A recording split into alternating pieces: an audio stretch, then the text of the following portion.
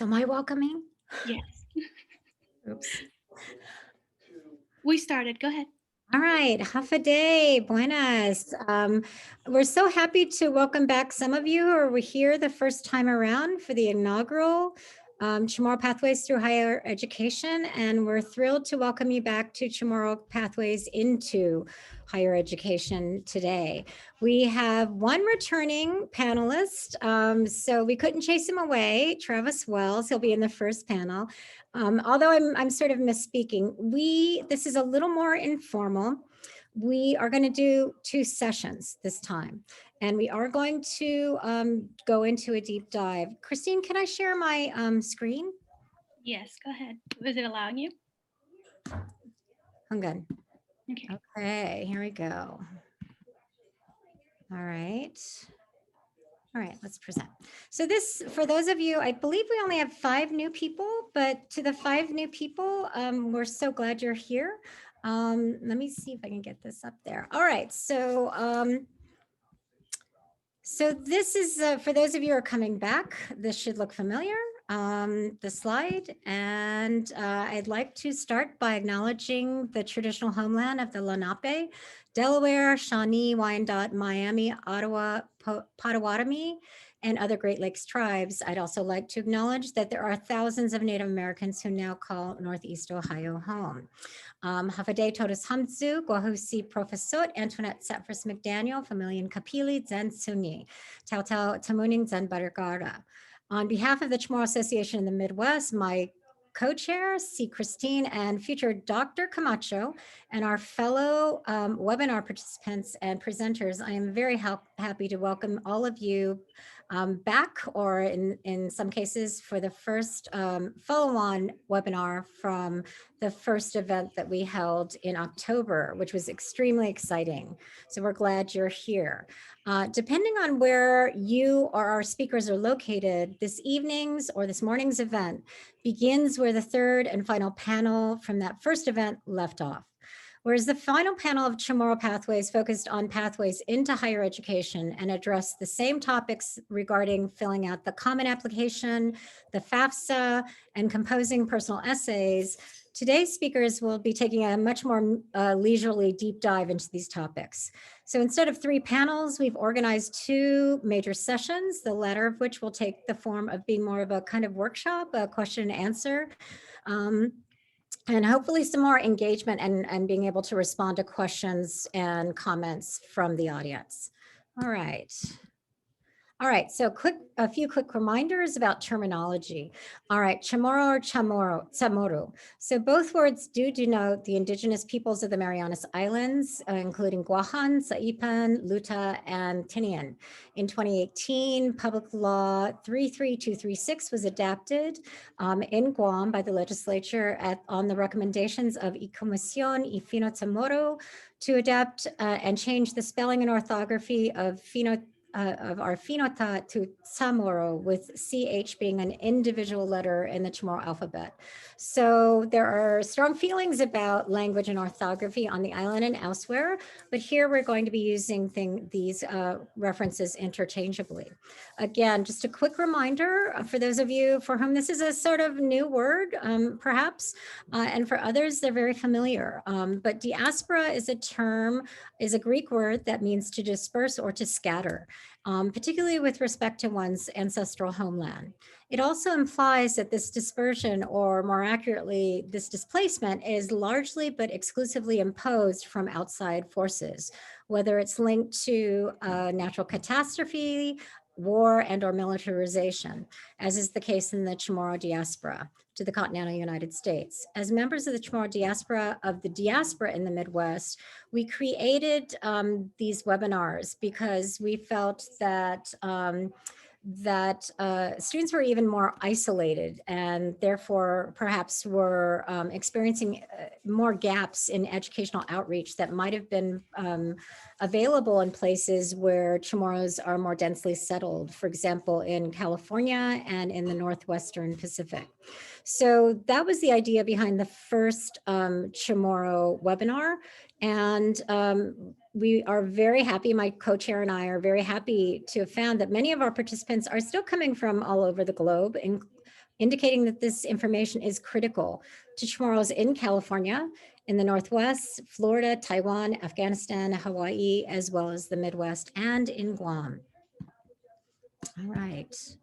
All right, since completing the first webinar, we've learned that not only did we draw 100 plus registered participants, we've also had the privilege of connecting with colleagues from the University of Hawaii, including Dr. Marie Therese Perez Hattori of the East West Center, and also Drs. Lawrence Camacho Zanzi, Dr. Anita Borja Enriquez of the University of Guam. And although they are not presenting today, Christine and I would like to acknowledge their input into the creation of this particular event. So we do owe them a gratitude, and we're very excited about future collaborations between the Chamorro Association of the Midwest, Chamorro educators, students, and staff in higher education and the diaspora. Meanwhile, without further ado, I would like to introduce and again thank Suzuis Masi, Zan Huguaizahao, to my fellow co-chair and board member and Chamorro Association of the Midwest Education Committee member, the future Dr. Christine Camacho. She will probably not tell you, but this woman is working full-time. She does have a high school student at home, but she's also staying up very late to do homework for her online doctoral program. So I'm very proud of her, and I am so glad to welcome her as a future colleague. She's now going to take over and talk about a little bit of the sort of housekeeping tips. Also, I did want to mention we are utilizing the assistance of Clarence Mendiola, who helped with our marketing and is also a technical advisor. All right, and with that, I will stop sharing and turn down my television, which is a little bit louder than I thought it was going to be. I grew up, just so you know, I grew up with there were 5 of us, and my house was always noisy. So I always like a little bit of white noise that is standing in for my siblings, so I can think. But that was my husband did it last minute, and it was a little bit louder. So I apologize if you heard CNN in the background. All right, with that, Christine, please. Day. Thank you everyone for joining us. Thank you, Professor. So a couple, as you can see, we are muted. If you're not a panelist here, we do see it in the chat section. There's a Q&A, and then there's also a chat section. I'll be monitoring both. Feel free to pose any questions to any of the panelists, and then we'll ask them after they're done presenting during a Q&A. Also, what I'd like to share with you, I'm going to go ahead and share my screen, a few things coming up for within the diaspora here. And then, oh, so sorry. I want to congratulate Emily Wood. She won our Growing Up Chamorro contest. So basically the contest was about sharing with us what it means to you growing up in the diaspora. For all of us, some of us like myself, I was born on Guam, grew up in California, moved back to Guam, and then moved back to the States. So I've had the opportunity to grow up back home, but not everybody has. So what are we learning from our family? What are the traditions that we're keeping? And so we're trying to make sure that we document that as well for historical purposes and to share with other people. And so I want to congratulate Emily Wood. She won some latte stone earrings from Hinengi. So those are hand carved earrings. I will point out, oh, are you not wearing it, Professor? Oh, it's okay. I will point out because they were so kind to donate it to us that I'm also wearing some Chamorro jewelry from Hinengi. So I went to school with Angela, and she is carrying on her father's legacy. So another event coming up, I actually would like to turn this over to Lynn. Did you want to share with everyone what your event is for tomorrow? Yeah, I would love to. Thank you, Suzuis Ma'asi. So tomorrow evening, at least Pacific time, there is a beautiful event happening to honor Albert Wendt, who many of us know. And if you don't, he is a Samoan poet and has just been so influential to a lot of folks around the world, but in particular to Pacific Islanders.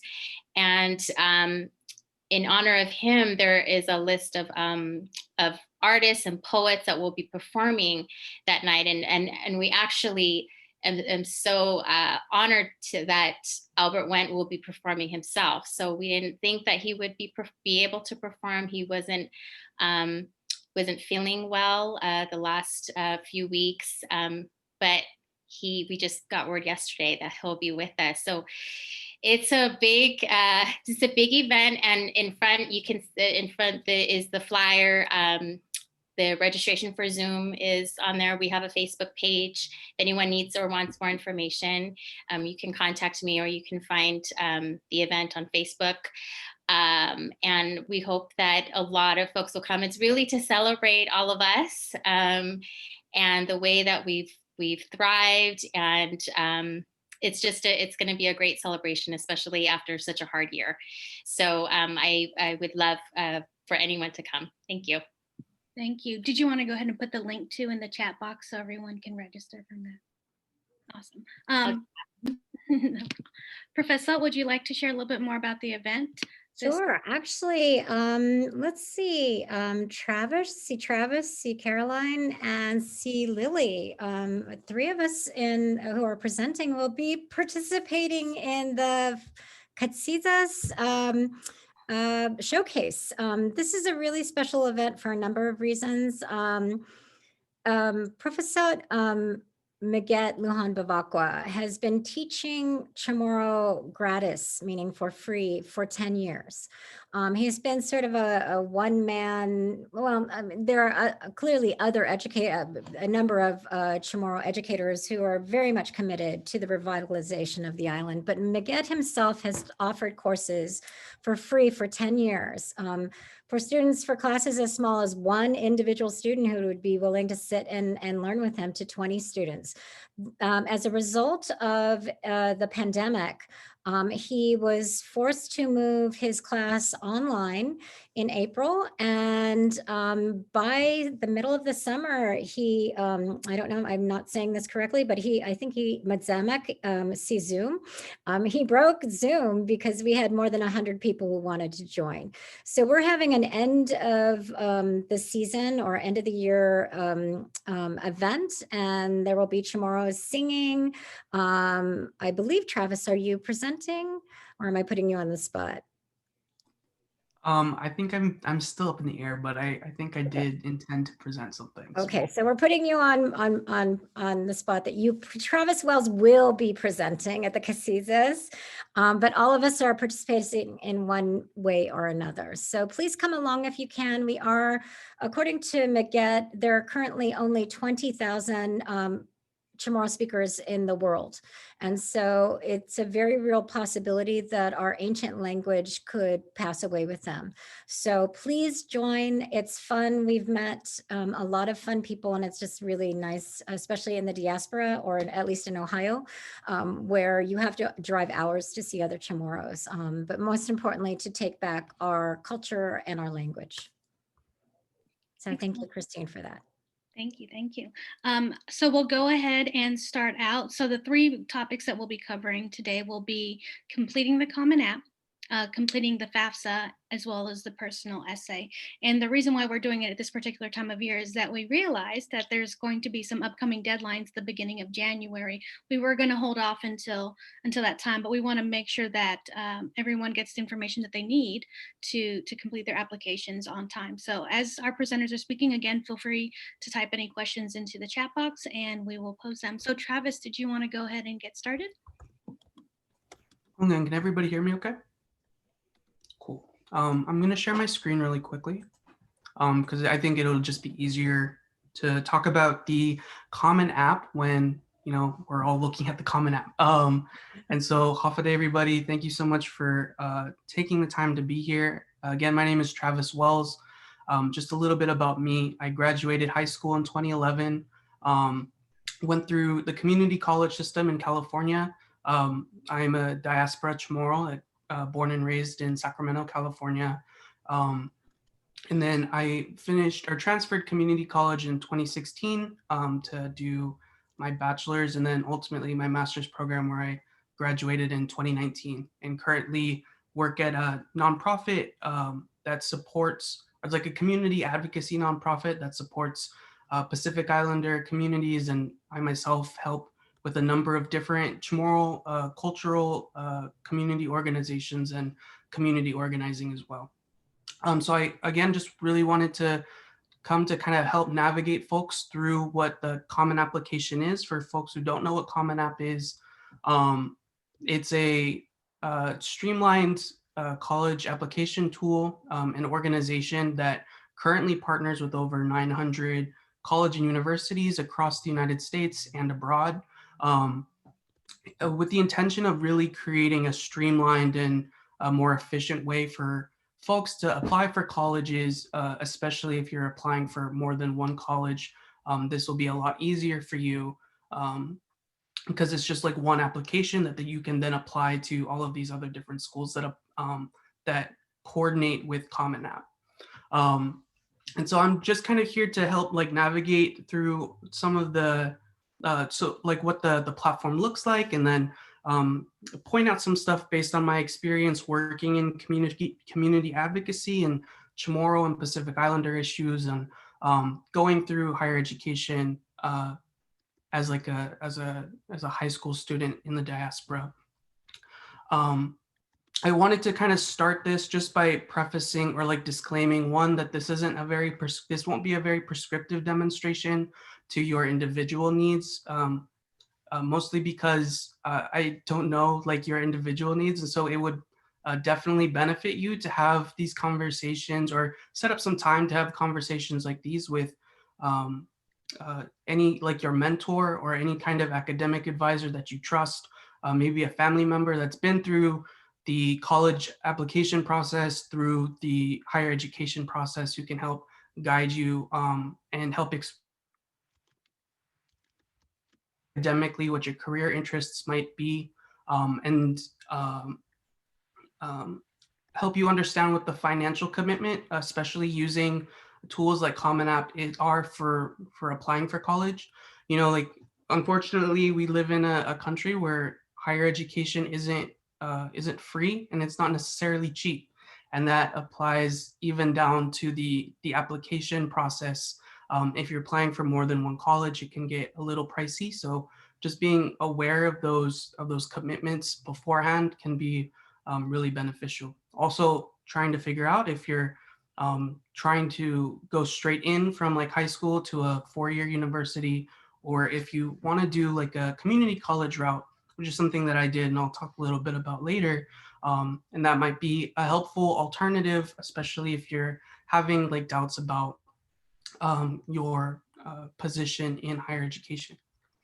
The second disclaimer is that this kind of navigation is really looking at or emphasizing first year kind of college students. Common App has a separate application that's more for transfer students, and it's a little bit different, but it's mostly the same. But for this kind of demonstration, it's mostly going to be for first year students.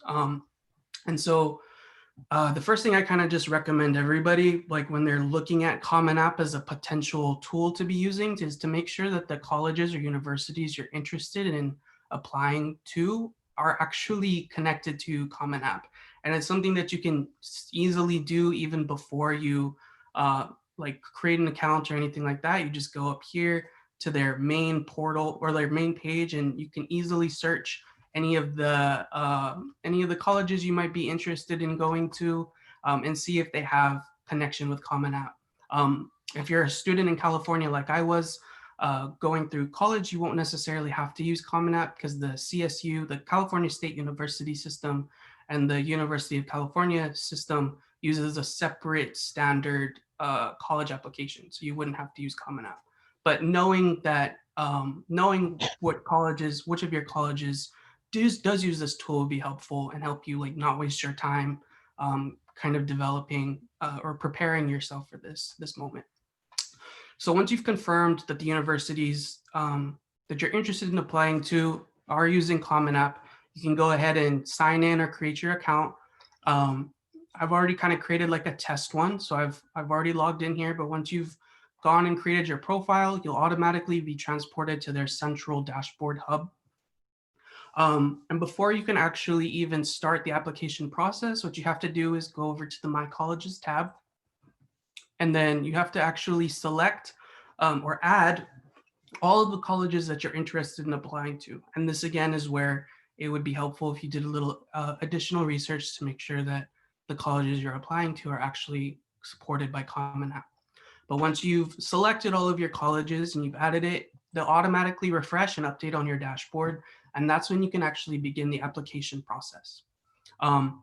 The application process in Common App is actually, it's pretty straightforward. There's only 6 or 7 main sections that you have to go through. All of them, again, are pretty straightforward, and especially like starts kind of with the profile one. So I'm not going to go into depth onto each section, but there are just a couple things in 2 or 3 sections I wanted to talk about, starting with the profile one.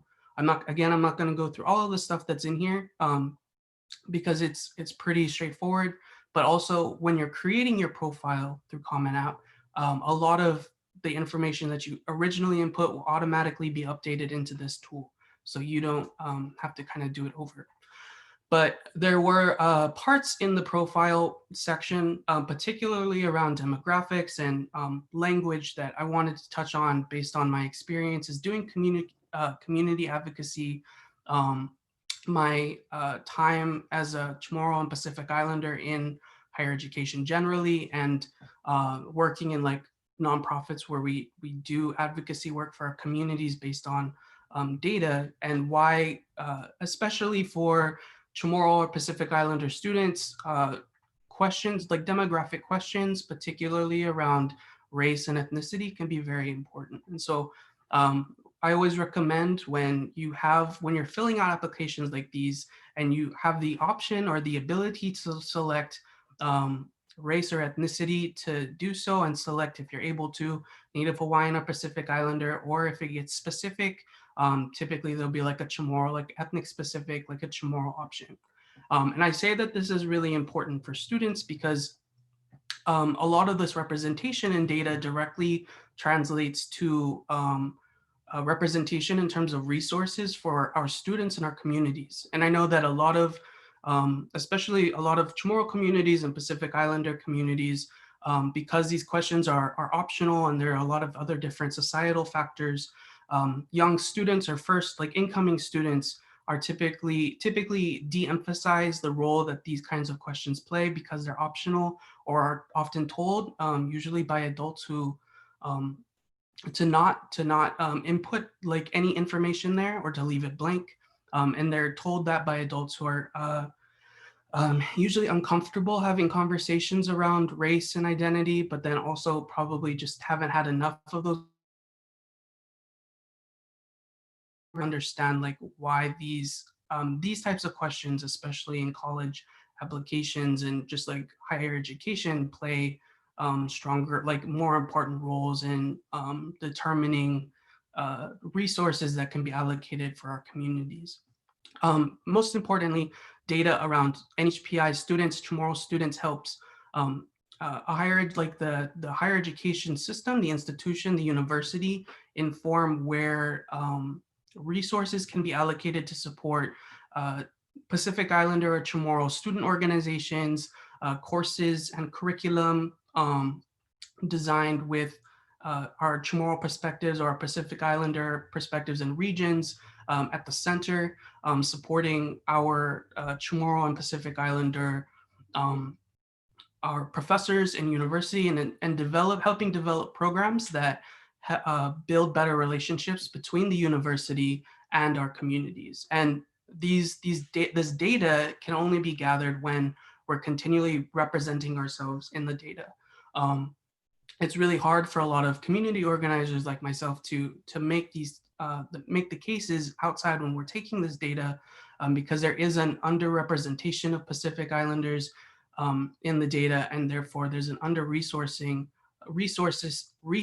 for our communities and our students because of that underrepresentation. Again, I believe and I would recommend that it's really important that if you're able to, you can to select these two or like these sections when you're going through your application.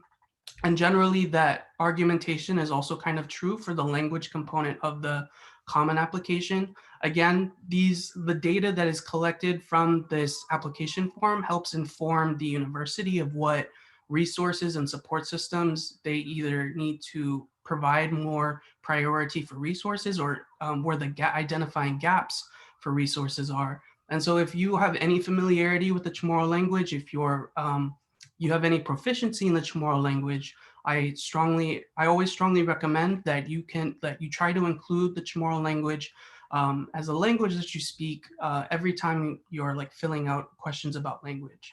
And again, this kind of comes from these conceptions that are, I know that I received when growing up from a lot of like my Chamorro elders who were under the belief or a misguided notion that they were told when they were younger that speaking the Chamorro language, knowing the Chamorro language isn't beneficial or can even be a hindrance to your professional and academic career and growth. And that is one of the reasons why our communities are seeing a large number of language sleep and language death for the Chamorro language. So not only does this resource or this data help inform and help better help equip community organizers like myself to advocate for more resources to come through or to come out of higher education institutions for our Chamorro students or for our Pacific Islander students, but it also helps provide data and representation for where our languages are in these spaces so that we can bring these back to our communities and really trouble or challenge those internalized conceptions about our language worth in our community. The last field in this section I really wanted to touch on really briefly is just the Common App fee waiver. As I mentioned earlier, higher education is not free and it's very expensive. So please, like, even if you feel like if you wouldn't qualify, to just check to make sure that you do and fill out the process to see if you are able to get your application fees waived. It'll be a really big help. It's essentially almost like free money, especially if you're applying to more than one college. It can really be a lifesaver or just help out in a tight situation. And oftentimes a lot of students do qualify for it, but because they feel like they don't, or they just think that they don't, or just because they don't end up actually applying for it or seeing if they qualify, they never actually access that pool of monies.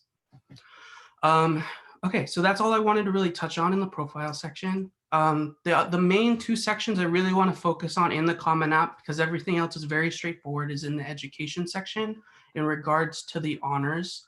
And it'll like inform the activity sections that we'll talk about a little bit later. But so the education section in total is really looking over all of your high school experience, or if you've done any kind of coursework, additional coursework for your high school track through like a local community college or university or something like that. But majority it's going to be, especially for first year students, about high school. For the honors, this is really tracking any of your recognition or your achievements or your accolades that you've gotten in your high school track. And it can be important because they potentially help flesh out some of the activities that you'll be talking about later in the application. There's just some like general recommendations when filling out your honors or like listing any honors or recognitions that you have. The first is always kind of like start with your best foot forward, right? And in this case, you want to make sure that you're starting with your most competitive honors or recognitions, and then you're prioritizing your more local ones. So for example, if you were recognized for a high school like meritorious achievement for perfect attendance, that's a decision that's been pulled from a particular local high school population as compared to like a national honor society, which is you competing against multiple students from different high schools across the country. So you would start with the honor society, the National Honor Society, and then continue with the high school achievement awards. Definitely don't leave anything out of these honor sections, but don't double up. And I'll talk a little bit more about that later. And when I say don't double up, also be intentional about what you're putting or what you're including in your honors and your activities. I know that for these fields in particular, I want to really stress, especially for any Chamorro students or Pacific Islander students generally, that um, feel like they aren't the best like in students in high school, or don't feel like they have any like honors, or like they don't have like flashy ones. I know that like as we fill out these applications, we like, especially when we start hitting these parts, we start to get very self-critical, conscious, very comparative to like our peers, who may like have uh, more flashy, more national or competitive like accolades or activities. And a lot of that has to do with privilege, and I can explain a little bit about that later. But really, I want to focus on making sure it's reiterated that uh, throughout this process, whether it's this common application or even through your college careers, that you're remembering that this application is in by no means a reflection or even like a wholly accurate representation of who you are as an individual, and especially in regards to like your worth or your worthiness taking up space in higher education. uh, your the quality or the quantity of honors and activities or lack thereof does not mean that you are less worthy or more worthy than being in college or being in higher education, than some of your peers or some of your friends, who may have more, may have less than you. And I say it has a lot to do with privilege, because I know for me, like growing up in like a working Chamorro family, like I my family didn't go to college, so they didn't really understand like all of these extracurriculars are like really important for a competitive high school.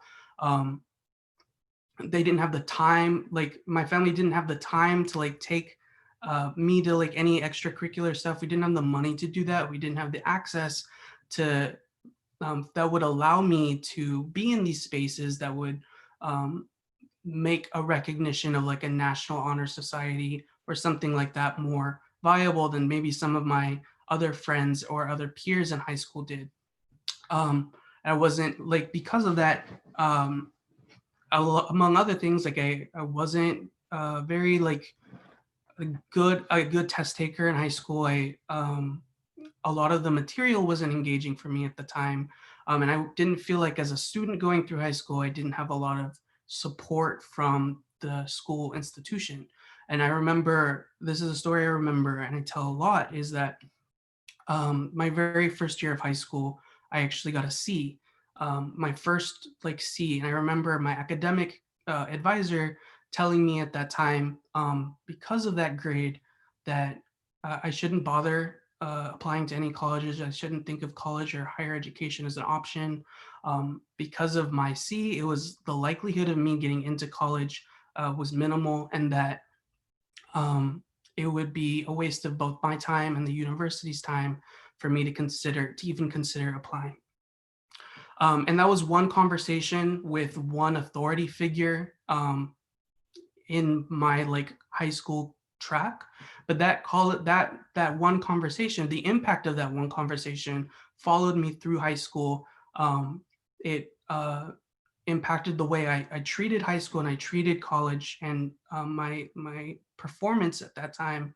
It followed me through my higher education experience, and I graduated from high school almost a decade ago, and as an adult, as a professional now with um, graduated degrees and in a job, it's still that internalization of not being worthy enough to go to school, not being worthy enough to hold space in these places, not being smart enough or whatever it is, still follows me to this day. And I still have to work through and deconstruct a lot of that. And so that's why I want to reiterate that to a lot of the students. One, to really challenge or trouble any of those imposed conceptions of worth by like folks who aren't you or outsiders who don't know your situation or your cultural context as Chamorros, as Pacific Islanders, and to try your best to trouble that internally as well. Because not only was she just factually, my academic advisor factually just wrong, because 1C definitely isn't a make or break for city. Um, but despite that one grade and all that negative internalization that I endured through school, I graduated high school, graduated all of my college programs with honors, and then was the first in my family to graduate with a master's degree. And so all of that to say, like, if college is something that you're interested in going to, if higher education is a goal that you're interested in pursuing, then you are more than worthy by you just existing and you wanting to do this field or practice in these practices to be in that field and to do that. And don't let honors or don't let activities dictate your worthiness in that matter. Thank you, Travis. So those are all valid points. So I hope that everyone's able to take that information away. One of the questions that we had is, how long does it typically take to complete the Common App in one sitting, or do they have to collect, what type of information should they collect prior to sitting down and completing it? That's a good question. So a lot of the information actually can be like filled out in one sitting, depending on how much time the individual has. Questions related to like the questions on here that would require maybe outside assistance would be questions related to like like family status in terms of education, or like GPA, or like high school class sizes that you just might need additional help with an academic counselor or a mentor. And I would just recommend just taking a couple sessions to take like maybe an hour or 2 sessions to talk those out and have those conversations with those folks. But then also you should be setting up periodic times for like proofreading, whether it's your activity sections or your personal statement essays. You can, if you're taking that time, or you're taking time with people to like look over those things, like those other, like the other supplementary like fields regarding like family scores or school like information can naturally fit into that. I would say like it just kind of depends on how much time you're willing to commit to it, but I would start as early as you possibly can, but a lot of the actual application itself, once you just have the information, it's just plug and play. So. Thank you, Travis. We appreciate taking the time to go over that with us. Bernadette makes a great point about networking with high school students on Guam and sharing that information with them. We also have Bernadette, I'm not sure if you're familiar, and I talk about this group all the time as well. The University of Guam Upward Bound program is also a good resource for high school students to complete college applications and go over in more detail on one-on-one on what we're doing here today. So we'll go ahead and move along. Professor, was there anything you wanted to add before we move along? I just wanted to, I thought that was really, really important for Travis. And I thank you so much, querido, for sharing the fact that, I teach about, I'm a sociologist by training, and I teach about social inequality. And there's a saying when talking about inequality that sometimes people who are born on third base think they have hit a home run. Sometimes when you're coming from working class backgrounds where you don't necessarily know information, or you're not as confident for whatever reason, you may decide, well, I'm not going to apply, or I'm not going to apply to that school. What we are all saying, and what the point of both of these webinars are, go ahead and take your shot, right? And you are worthy. And if you take nothing else from these 2 webinars away, look at our faces and know that we've come from a variety of backgrounds, and we all have been able to not only achieve in higher ed, but to change higher ed by bringing our Chamorro selves, our whole true Chamorro selves, into those spaces. So thank you so much, Travis. I think that was so meaningful, and I'm so proud to have you as a colleague. They're already asking for you to go to Guam and do this, so you're in demand. He did come back. That's what happens when you come back. So to the other speakers who maybe came for just the first webinar, you have to come to the second. So thank you very much. And then yes, the other point, this is just a technical thing, and it's something that I learned by helping my daughter. Do not write your essays in the Common App. Create a document and then cut and paste. right? Because otherwise it's this tiny little space. It's kind of a rook. And again, I am a college professor and I was helping my daughter do this. So everyone can make rookie mistakes, but sometimes, technology can both help us and defeat us. So that's just a little simple tip. Don't write it into the Common App, create a separate doc and copy and paste when you're done. And always do a grammar and spell check as well. All Yeah. right. I highly recommend the free app Grammarly to do Yes. that. Also, have it proofread by someone besides yourself, so you can get outside eyes on it. My daughter also completed her Common App and her college essays. She's a senior in high school right now, and she had 4 different people read through them. And she wasn't happy about having to rewrite it, but I guarantee it's worth having someone take a look at it. So the next section we'll go into is the FAFSA. But before I do, we do want to thank the University of Guam for helping us put this together and share with us. We have Senor Mark Duarte, who from the University of Guam, who will go over the FAFSA. But I was asked, hi, Senor, to go over some of the bundles, and I'll put the link in. I'm going to share my screen for just a moment. So they currently have a holiday sale going on for book bundles. They have the Pacific Literature Lover, the Nanny Reader, the History Buff, the Chamorro Language Learner, and the Adventure Seeker. I'll put those links into the chat, and I'll go ahead and hand this over now to Senor. Good morning. Actually, good evening to you folks there. Half day. It is 10:43 in the morning here in Guam on a Thursday, so I'm speaking to you from the future. Just a little bit about myself. I'm sorry, Christina, I didn't get to send you my bio.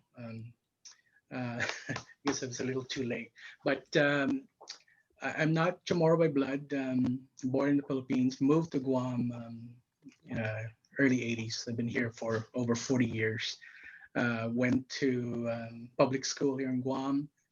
Went to UOG, loved it so much. I got my degree, 2 degrees at UOG, and now I work at the university. I'm doing financial aid for over 10 years now. Before UOG, I was working for Speaker Judy Wanpat in the Guam legislature and her committee education, the 29th and 30th Guam legislature. So education is always, policy has always been something that I enjoyed doing, and doing that now at the university. So I wanted to, let me share my screen. I have about, I'm gonna try to get to this quickly. I have about 50 slides in my PowerPoint. The FAFSA, although it can get complicated, almost as complicated as filing taxes, it is important for our students to fill out a FAFSA, because it helps them fund their education, whether you're going to a school like the University of Guam or any other university in the States. So let me just share my screen here.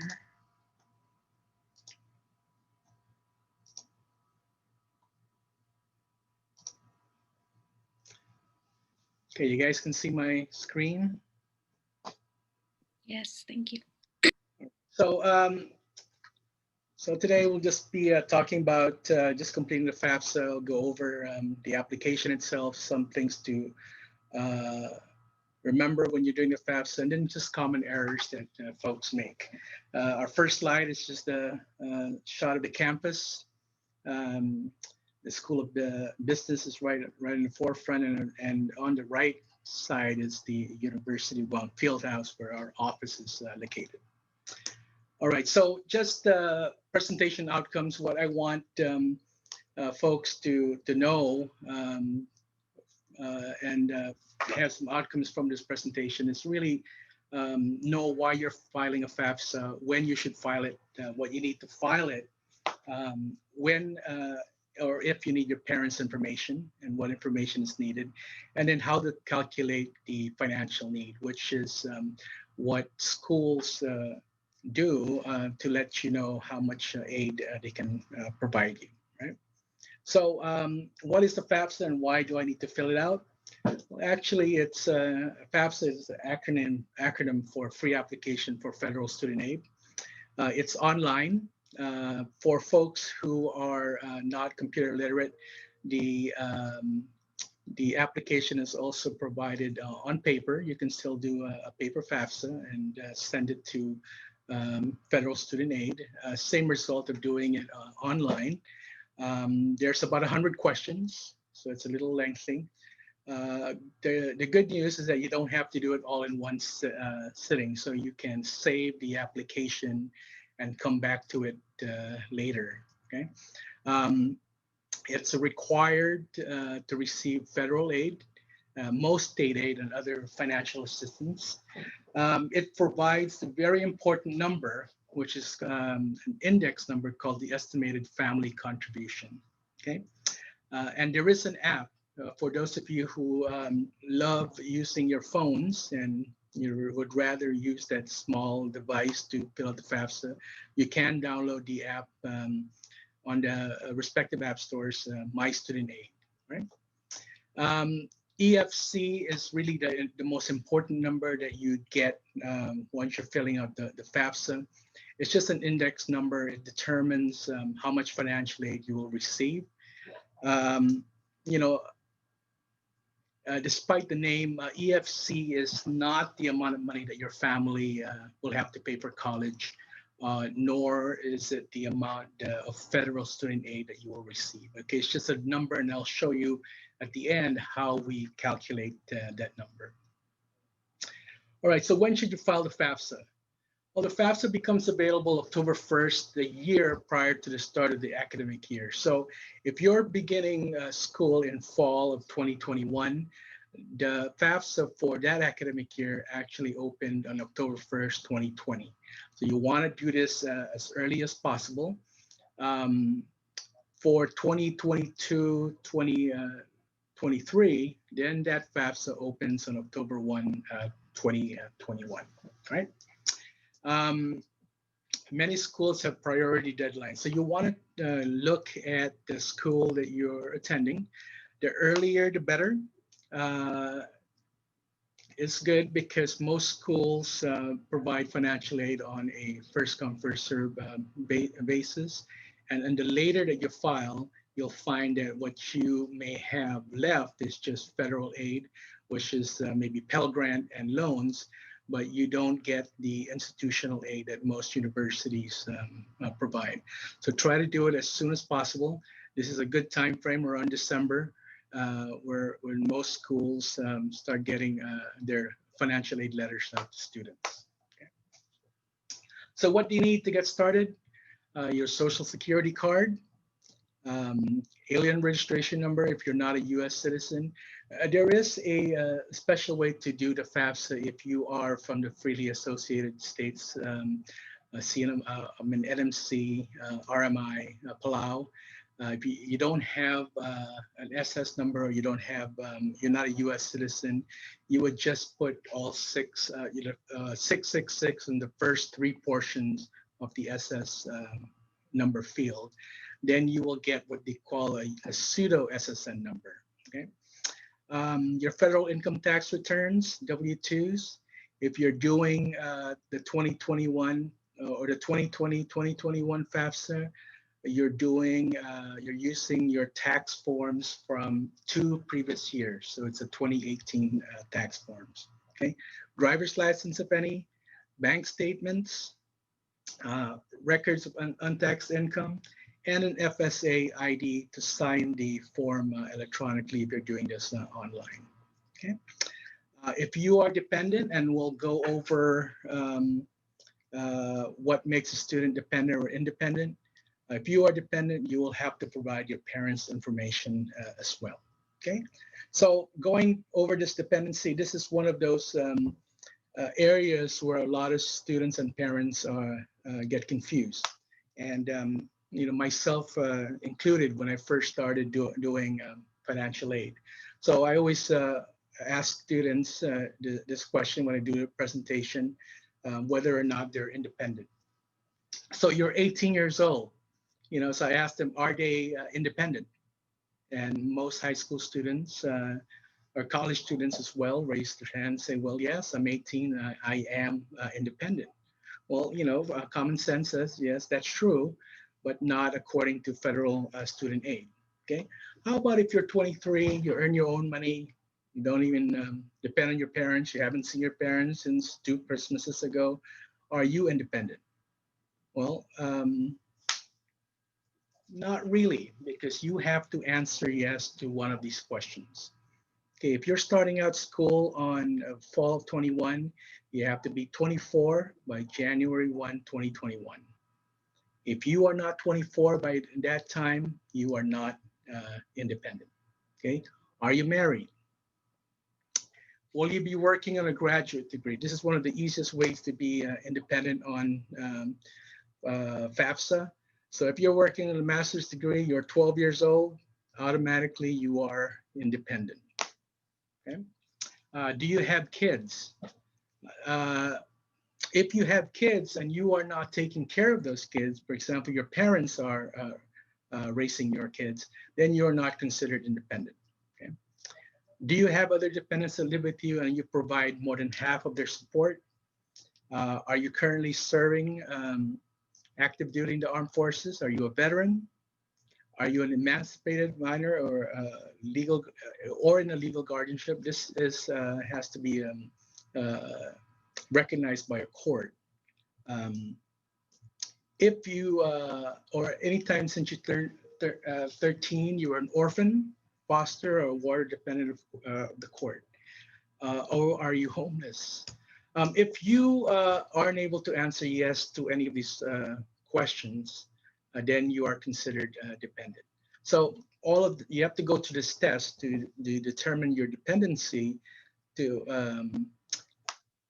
for the purposes of the FAFSA.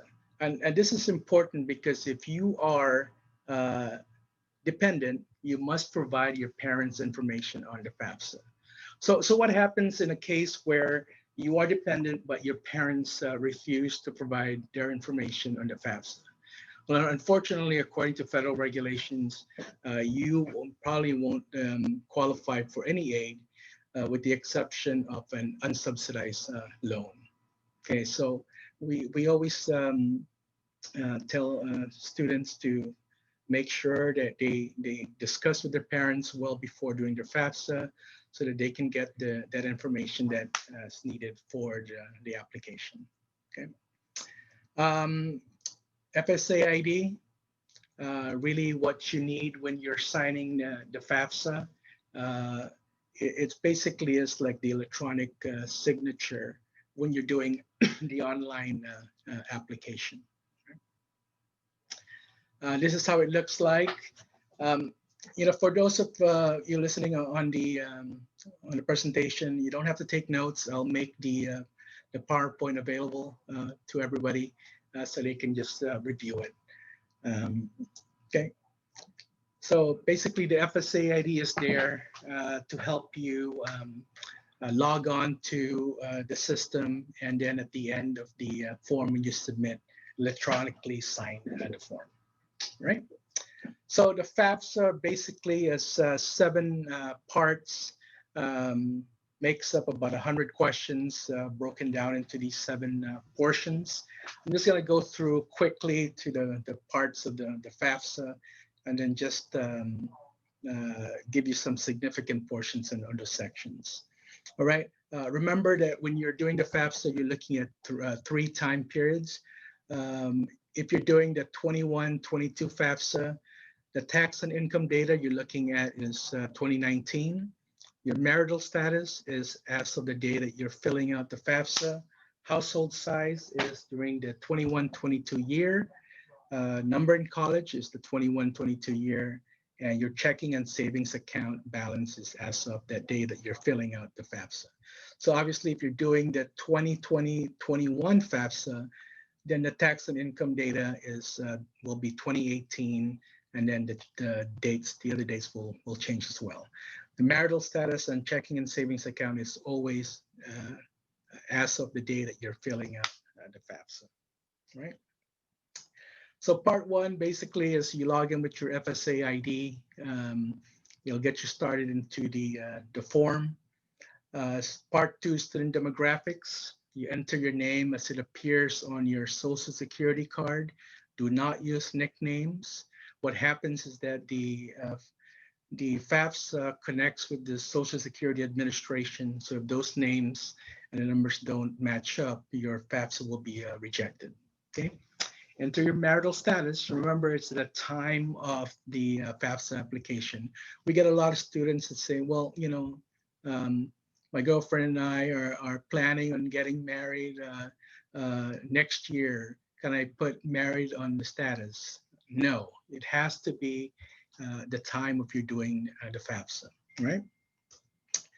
So you get that in, and then now you're doing the school selection portion. The part with the FAFSA where you put in the schools that you want to attend. You can add up to 10 schools on the application itself, and you can come back later on and add more schools in the FAFSA, okay? And this is where you, prior to doing your FAFSA, you already have a list of schools that you want to attend. You can put 10. What happens then is the schools that you list on the FAFSA will receive the information from the FAFSA, and then the school will send you their offer letters for financial aid, right? And this is why it's important really to do this early, because when schools send you the award letters, the earlier that you turn in your FAFSA, the much better types of aid packages that they can provide you, all right? So Part 4 dependency status, we talked about that, whether you're dependent or independent. If you're dependent, again, you have to provide your parents' information on the form, okay? Parent demographic portion, this is where you will have to put in your information about your parents, whether they're married, remarried, divorced, and then all of their financial information. This gets a little bit complicated, but here is sort of a table that you can use, whose information you provide. If your parents are married, you have to provide information for both parents. If your parents are remarried, you have to provide information for the parent and the step-parent. If your parents never married, you have to determine whether which parent you've lived with more in the year. If you did 6 months with your parent 1 and 6 months with your parent 2, then you have to determine which ones provided more help to you for that year. Okay. Then really, it's really up to you to decide. I had a student that told me, well, I lived 6 months with my mom and then 6 months with my dad, but I want to use my dad's information because he makes less than my mom. Well, we don't audit you. We don't check up on who actually makes more money, but you have to decide which parent has provided you more support. Okay, so this really is a choice by the student. Same thing with divorce separated. It's with the parent that provide most support, or the parent that you live with the most for the year. Widowed is the surviving parent, and unmarried or both legal parents are living together. You have to provide information for both your parents. Okay, so it gets really complicated. So have this table's handy when you're trying to figure out whose information you need. All right, so parent demographics, continuing here. You'll determine what income tax your parents filed or will file. One of the reasons why Congress changed the required tax form to 2 previous years is the often complaint is parents still need to file their taxes, and schools want FAFSA in early. So they made a change to make to use your tax information from 2 years ago.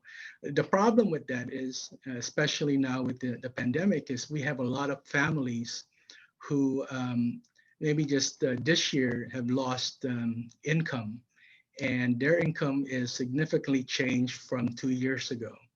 In that case, you still provide your income from 2 years ago, but we encourage you to communicate with your respective financial aid offices and do a what they call an appeal for income reduction. And that way, the financial aid offices, the respective financial aid offices, will look at your current finances and will adjust your EFC. And in most cases, if your income has went down, then your aid will increase, even if it shows that in 2018 you still had an income. Okay, so very important, especially these days with the pandemic. In our office, we've seen significant increases in adjustments of income. Right. So make sure your students do this. Remember, it's for 21-22, you're doing tax information from 2019. If your parents filed in your taxes in one of the 50 states, you can use a tool called the IRS Data Retrieval Tool. Unfortunately, if you filed in places like Puerto Rico and Guam, we're considered foreign tax filers, and we can't use this system. In that case, you have to go into the FAFSA and type in the information yourself. So you could imagine there's additional errors when students input those numbers themselves rather than having the IRS fill in that information. This is one of the problems that we've faced for years now. We've been trying to get USDOE to make this change, but unfortunately, when the FAFSA is created, they're looking at the 50 states more than territories. Okay, so in the future, we hope to be able to use this tool, but right now it's not available to us.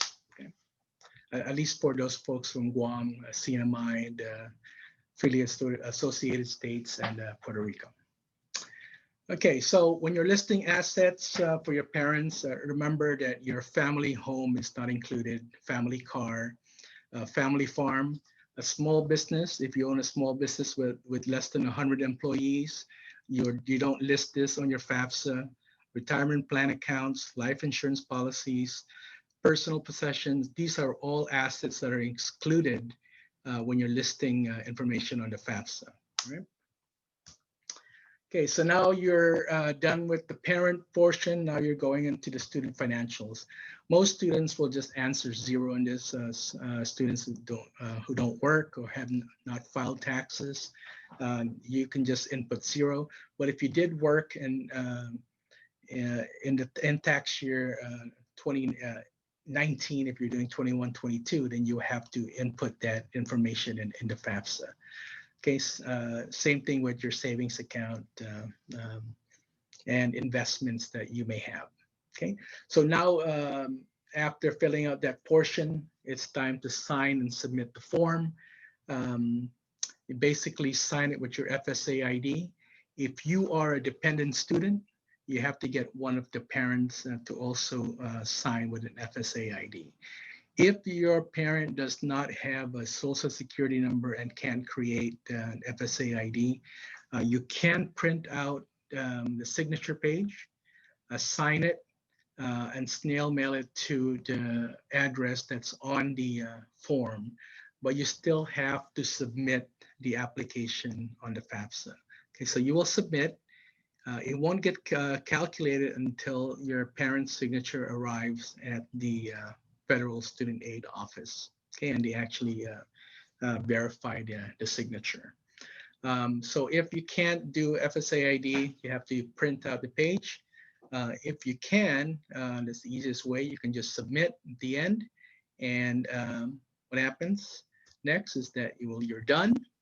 Then you will get what we call a student aid report that's sort of formatted like this. Okay, and the important thing to remember from that electronic student aid report is this number, which is the EFC. Okay, and I'll show you how to calculate your aid using this number. Okay, so next steps, the school will that you listed in your FAFSA will send you an award letter. examine them carefully. Make sure you discuss with your family, before you accept the package. And of course, it depends on which school you will be attending. Most of these schools, they front load their financial aid package to get you to attend their schools. And then you'll notice that in the second, third, and fourth years, those support may go down. So always examine your award letter. It's okay to check with your school's financial aid office to see if your award goes down, every year. You can negotiate. We always encourage students to contact their financial aid offices and see what other financial aid they can get that's not listed on their award letter. Okay. Let me just, before we end, I just want to show you how we calculate this financial aid. I think students need to be aware on how schools do this so that they can see the importance of filing the FAFSA. Okay. So basically the formula is you take the COA, you minus EFC, you get your financial need. Now, COA is cost of attendance, and EFC is that estimated family contribution number that you get from filling out the FAFSA. Let me show you cost of attendance. It's basically what you call the student budget. The cost of attendance includes tuition, and it also includes room and board, book supplies, transportation, and miscellaneous expenses for 1 year. Okay, so not just tuition. So this number will be a lot higher than the actual tuition that you would pay. So looking at the University of Guam for Fanachana 2020 and Fanimnakan 2021, which is the fall and spring semesters, you would see that our most common budget for students is this with parents, undergraduate. Tuition is $5,040 for the year, and the total with all of the other categories is $14,174. So we call that the cost of attendance for the University of Guam. Okay, so how you calculate your financial need is you take that EFC number, that's 1702, for example, in this case, and then you would take that cost of attendance, you minus your EFC, which you will get your financial need. Now, this financial need number is what schools use to package a award for you. So we can then, in this example, award you a financial aid package up to $12,472, which is your financial need. All right. So obviously this changes with the school's cost of attendance. Let me just show you an example where students' EFC is higher than the cost of attendance. In this case, a student is attending UOG, cost of attendance is $14,174. But after doing their FAFSA, we find that their EFC is $15,000. Then you have a negative financial need. It indicates to us that that student may not qualify for a financial aid from the school because your financial need is negative. We can offer you some financial aid, in this case, probably a student loan, but other financial aid like grants, you may not qualify for. But looking at this EFC really will depend on what school you're attending. So let's do it, for example, Ohio State University. We looked up cost of attendance for Ohio State. For out-of-state student, the cost of attendance is $48,889 for that 1 year. Okay, so that same student with an EFC of 15,000 still has a financial need of 47,000, or actually less. My math is wrong there, but still less than the. You still have a positive financial need, so that you can actually get a financial aid package equal to your financial need.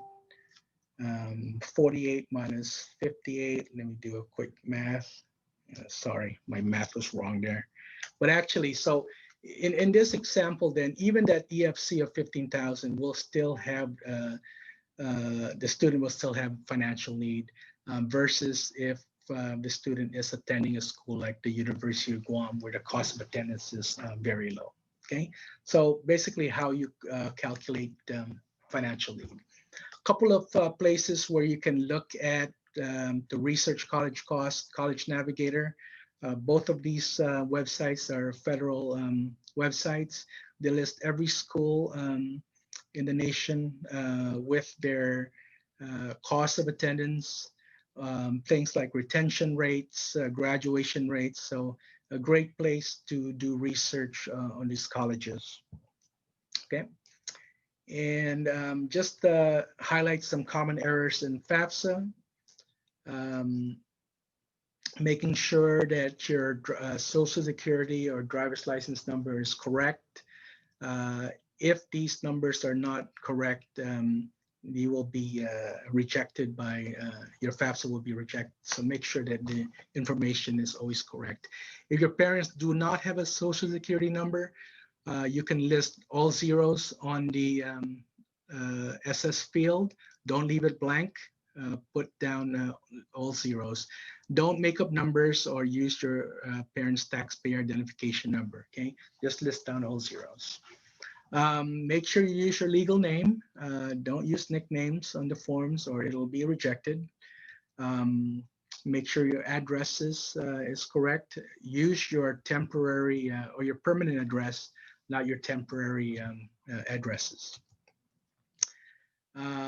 Federal tax paid amount. This is a common error, especially with students who do not use the data retrieval tool, like most of us here on Guam. Adjusted gross income, AGI. This is another common error with our students who don't use the data retrieval tool. Failing to list both parents, always refer to that table that we had of which information you provide. Failing to report unborn children. This is something that will help you with your financial aid if this is the case. So make sure you list that child down, even if they're not yet born at the time when you're doing the FAFSA. Okay. Register with selective service. This is one of those other things also for males. The selective service is commonly known as the draft. It is still a requirement to receive financial aid for our male students. Okay, so the FAFSA makes it easy. There is a question that says we can automatically register you for selective service.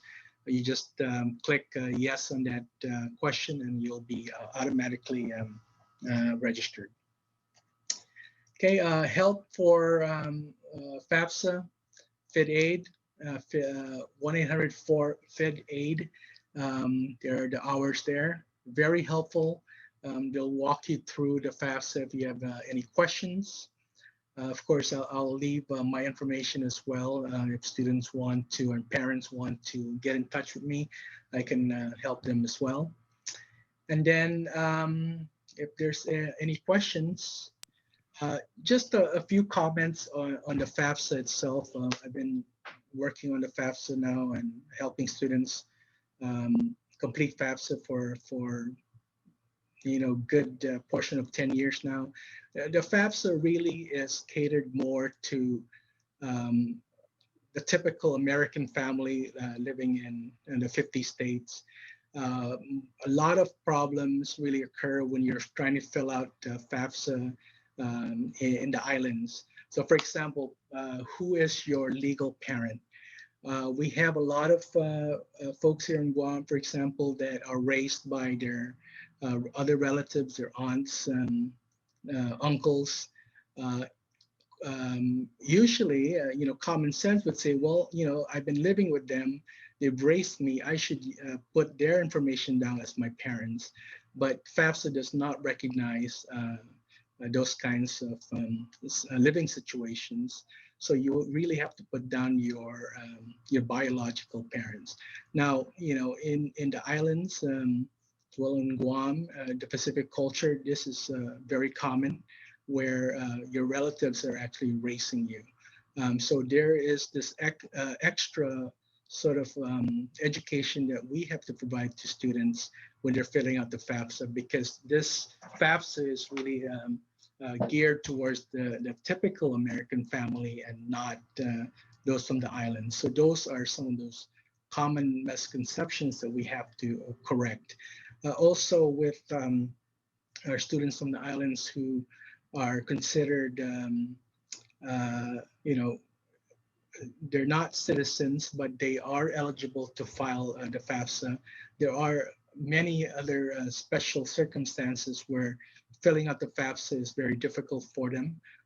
There's no SS numbers. They are given what they call a pseudo SSN number. So additional steps must, have to be taken in order for us to help those students. But we don't want to discourage anyone from filling out the FAFSA.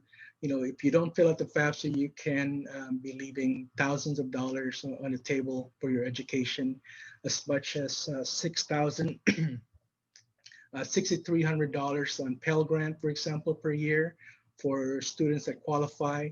So we want to make sure that you as a student and your, and for parents as well, to encourage their students to fill out the FAFSA.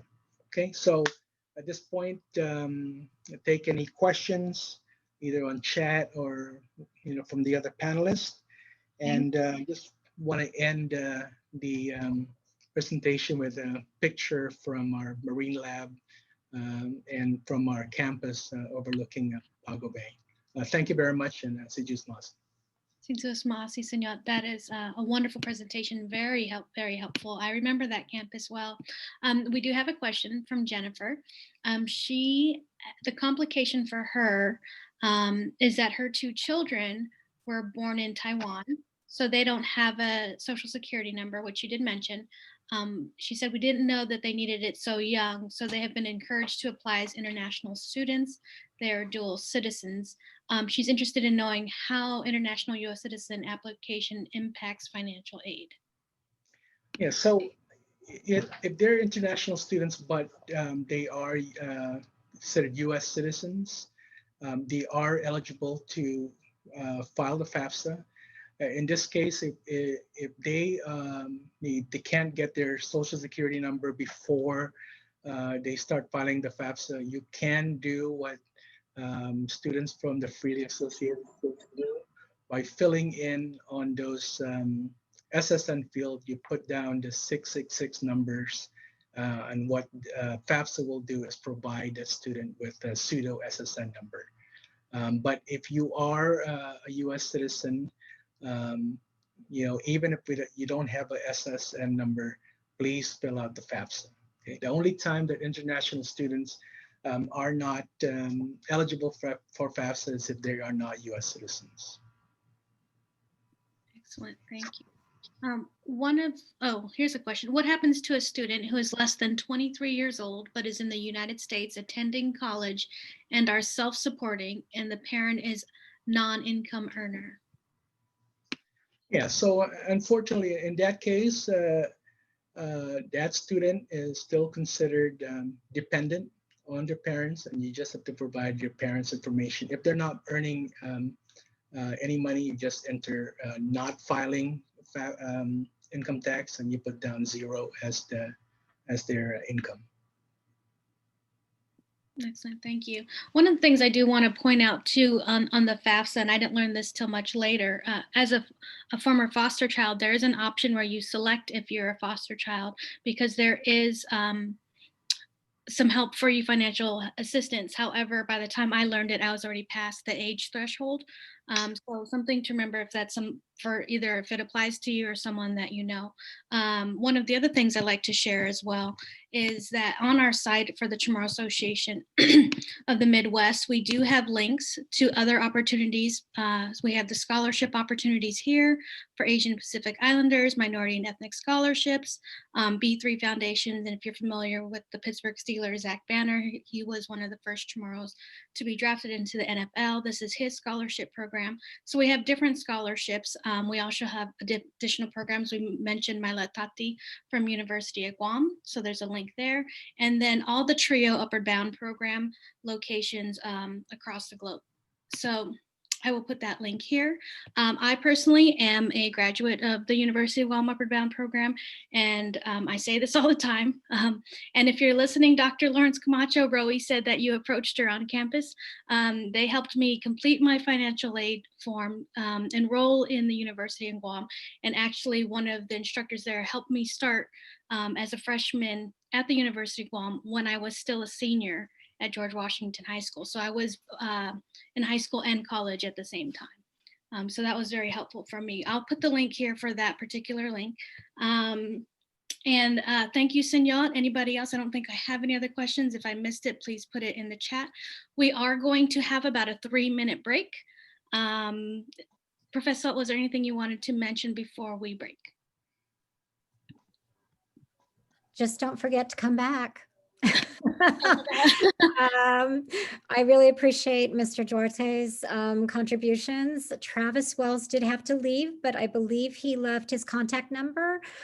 So we were glad for his contribution as well. So just stand by. We're going to be talking more. The second session is really going to be talking more about the personal essay, how to approach it, different ideas, and really just to encourage people to relax.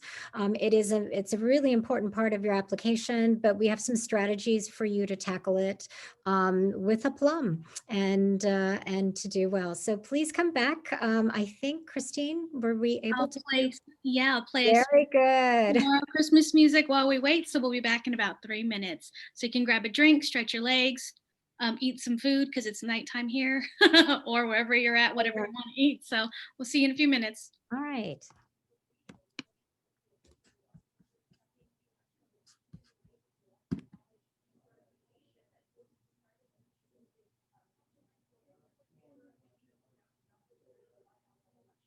Music coming.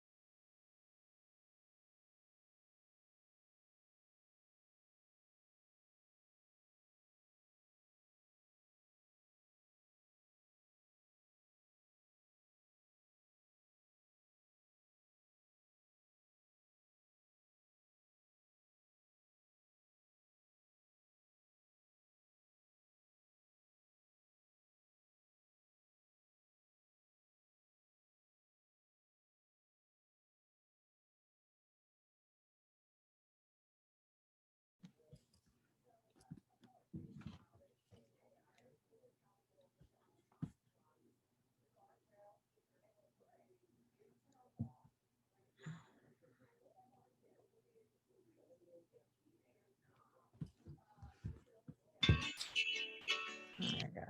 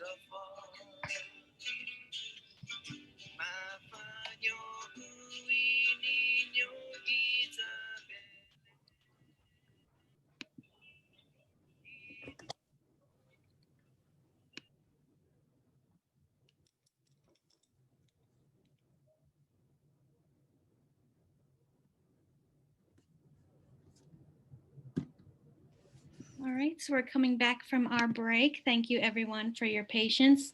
And excuse my technical difficulties there, so I apologize. I hope you were able to hear most of that music. Oh, thank you, Sunyot, for providing your email address for anyone who has questions on financial aid. So we want to go ahead and move on to our next segment, which is going to be on the personal essay. So Professor, I'm going to hand it over to you. Okay, I'm writing to Bernadette, and I guess I'll just say it. Thank you for your comment about our intermission. I started in the Casitas in the language classes that were mentioned by Professor Lujan Bavagua. We've been learning some Chamorro Christmas songs, so it was already on my mind. This has been a really, I just want to talk a little bit about the fact that this really is a first time run through on both webinars. Originally, I honestly thought that I would be talking to parents in a living room. And so I'm absolutely delighted that we can engage people back on the island and our colleagues, and Jennifer over in Taiwan, who I know the hours on the first webinar were very difficult for you.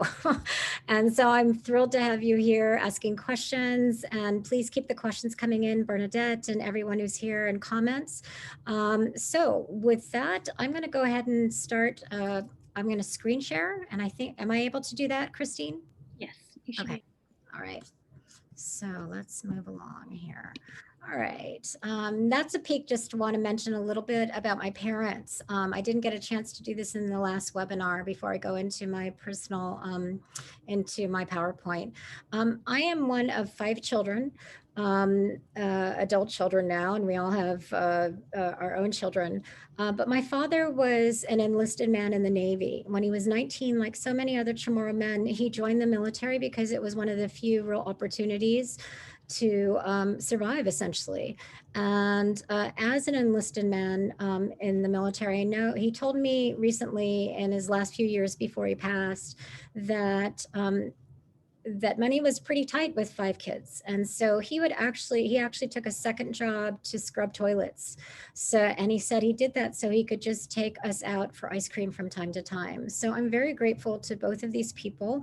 That's again, my father, Tan Jesus Tsapferis, and my beautiful mother, Victoria Lujan Blas. The reason I'm aside from being always obviously being very proud to be their daughter, that I screened that, and it's one of the few times that I was able to get through that without crying. Oops, not the right one.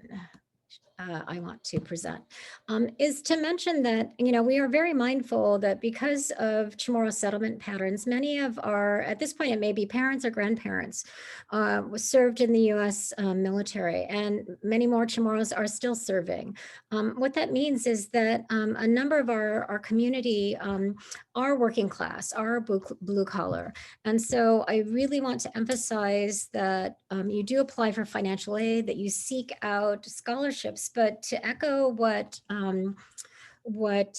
Travis said, to not internalize that just because you don't see, just because teachers aren't necessarily encouraging you, just because you can't rack up a number of clubs and extracurriculars because you have to maybe go home and take care of little ones, something that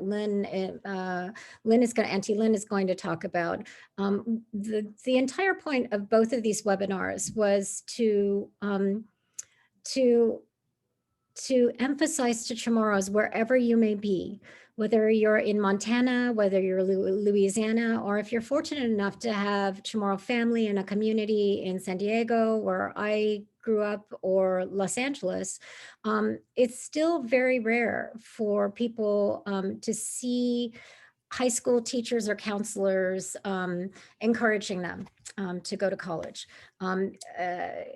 Especially if you're in, as I've said, the diaspora of the diaspora. So I want to remind you that what's important is for us to get our people into whether it's 2-year or 4-year institutions, and to support them, even if through this webinar, by ensuring them that other Chamorros have gotten through and they can get through too.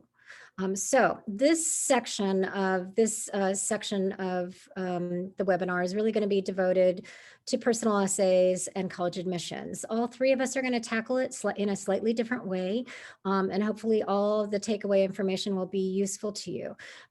But essentially, it's very important to recognize that personal essays really are significant. In a sense, it's your chance to introduce yourself to the person or people reading your file. But at the same time, it can be daunting, especially if you're a first generation or if you haven't had somebody encourage you to apply to college.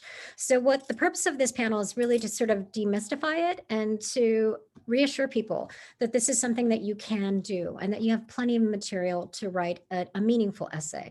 So again, here I start with a hint. The personal essays are about you and the people who shaped and loved you and raised you. And being Chamorro, if you're watching this, more than likely is an important part of your story.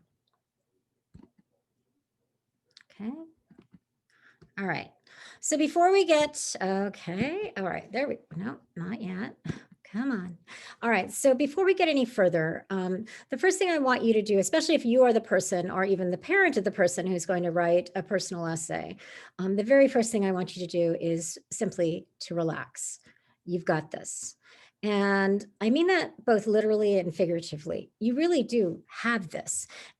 Since personal essays are based on the experience, memories, and important people who made you and shaped you, you already have everything you need to write a personal essay because the story, the essay is about you. Some Gen Zers may not know what I'm talking about, but for, I'm thinking millennials possibly know who Dorothy and the Wizard of Oz is. But Dorothy and the Wizard of Oz is a young woman who is trying desperately to get somewhere. And in the case of this story, if you know the story, we're in her situation, she's trying to get home. But the point of bringing Dorothy up is that the very first thing she realized that she needed to do in order to get where she wanted to go is to look inside and to think about the people who raised her. And in this case, the people who love you, whether it's your mother, father, grandparents, step-parents, aunties, uncles, primos. And when you start there and you sort of slow down before getting tense about writing a personal essay, you really are, if not halfway there, you're already on your way. So by now, some of you may have already logged on and created a Common App account.